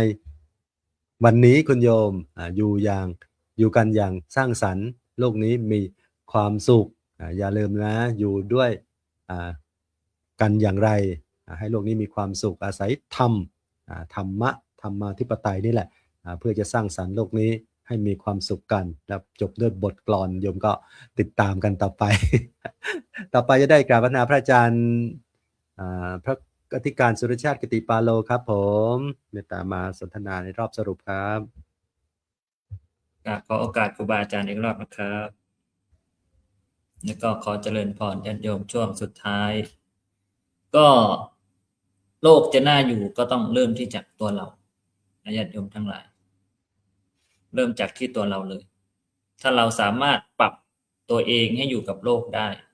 โลกก็น่าอยู่อย่างที่ครูบาอาจารย์ท่านบอกมันต้องเริ่มจาก mindset เราก่อนปรับทัศนคติของเราแล้วเราจะสามารถอยู่กับเรื่องราวต่างๆคิดดีทำดีพูดดีเพียงแค่นี้เองชีวิตมันจะน่าอยู่มากเลยชีวิตของเราจะไม่มีเวลาไปคิดเรื่องอื่นเพราะเรามัวแต่คิดเรื่องที่มันเป็นดีเป็นกุศลทำแต่สิ่งที่ดีเป็นกุศลเนี่ยพูดแต่สิ่งที่ดีเป็นกุศลเราจะไม่มีเวลาไปพูดถึงเรื่องอื่นเราจะไม่มีเวลาที่จะไปนินทาคนอื่นเนี่ยเห็นไหมเราไม่มีเวลาที่จะไปคิดอิจฉาริษยาคนอื่นเลยเพราะใจของเราคิดดีอยู่ตลอดเวลาคิดแต่สิ่งที่มันเป็นบุญเกินกุศลทิ้งคิดที่มันเป็นประโยชน์เนี่ยเราต้องปรับที่ตรงนี้คิดดีทำดีพูดดีและเชื่อมั่นในความดีว่าวันหนึ่งความดีจะส่งผลมาถึงตัวเราอาตมาได้แต่งเพลงเอาไว้1เพลงแต่เดี๋ยวรอให้มันออกก่อนเดี๋ยวจะมาขออนุญาตครูบาอาจารย์เปิดให้โยมฟังนะก็ขอฝากเอาเพียงเท่านี้ครับครับกราบขอบพระอาจารย์ที่การสุรชาติอีกครั้งหนึ่งครับผมต่อไปจะได้กราบพระธรรมพระอาจารย์พระครูสุนทรธรรมนิเทศนะครับผมได้มาสนทนารอบสรุปให้ญาติโยมฟังครั้งหนึ่งครับขอโอกาสครูบาอาจารย์อีกรอบหนึ่งครับผมเราจะยิ้มแย้มและแจ่มใสเราจะให้อภัยแก่ทุกผู้เราจะทำดีแม้ศัตรูเราจะอยู่ด้วยเมตตาเราจะรักทุกคนเราจะไม่ดิ้นรนด้วยตัณหาเราจะทำพูดคิดด้วยเมตตาเรามาร่วมกันสร้างปัญญาให้กล้าคมเพื่อให้สังคมอยู่กันอย่างสร้างสรรค์ให้โลกนี้เต็มไปด้วยความสุขด้วยกันทุกท่านครับ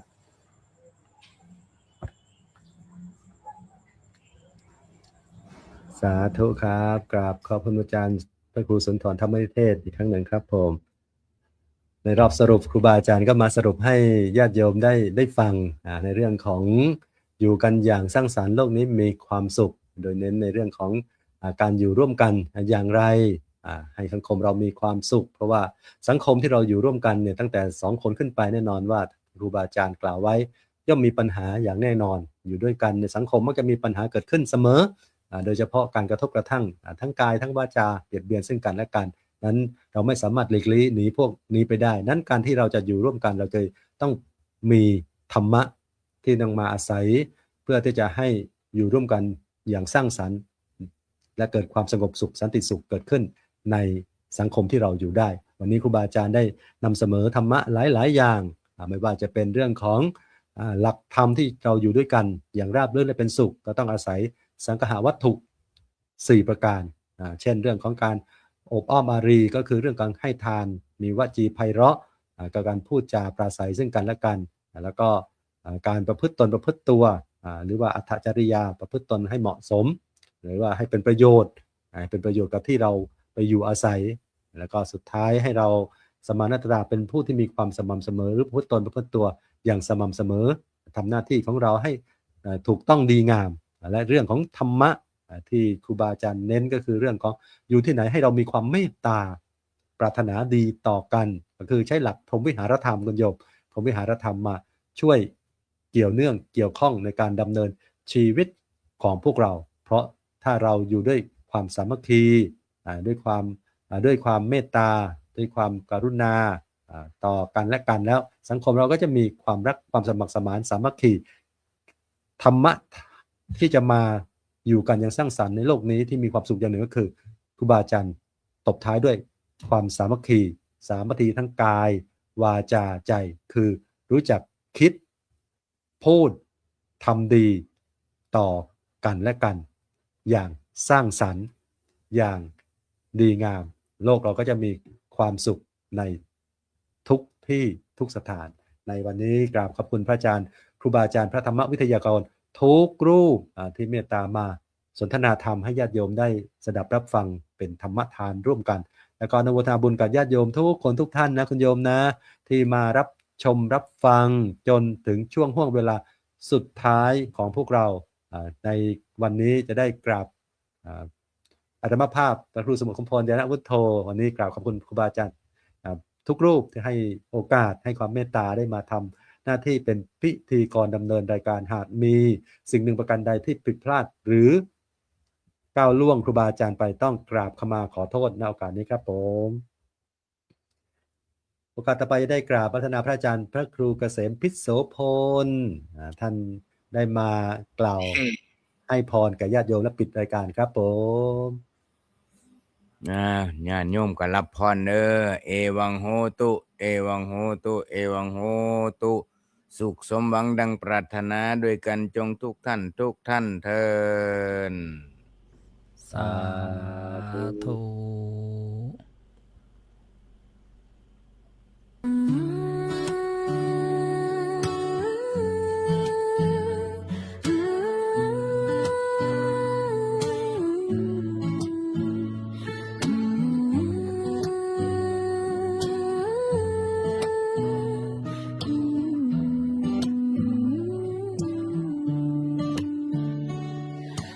เสียงคำส่งตามสา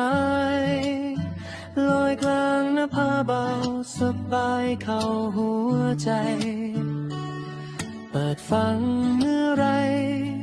ก็เหมือนได้พักใจนั่งยิ้มเบาๆรายการนั้นนะสาระธรรมดีสุขสันต์เพลิดเพลินธรรมศึกษาทุกนาทีความสุขความเมตตาแบ่งปันถึงกันทุกทีให้พุทธศาสนิกชนโดยทั่วกันเจริญสุขเจอตรงคำจุนโลกนี้คำสอนเก่าเล่าใหม่ใช้ได้จริงในวันนี้ทุกเรื่องราวทุกหนักก็เบาลงเบาเมื่อเปิดใจฟังแล้วลองทำดูขอให้คุณผู้ฟังทุกท่านสุขสมปรารถนาทั่วกันทุกคนยิ่งฟังยิ่งเพิ่มกุศลให้แสงธรรมส่องใจไปถึงบ้านคุณ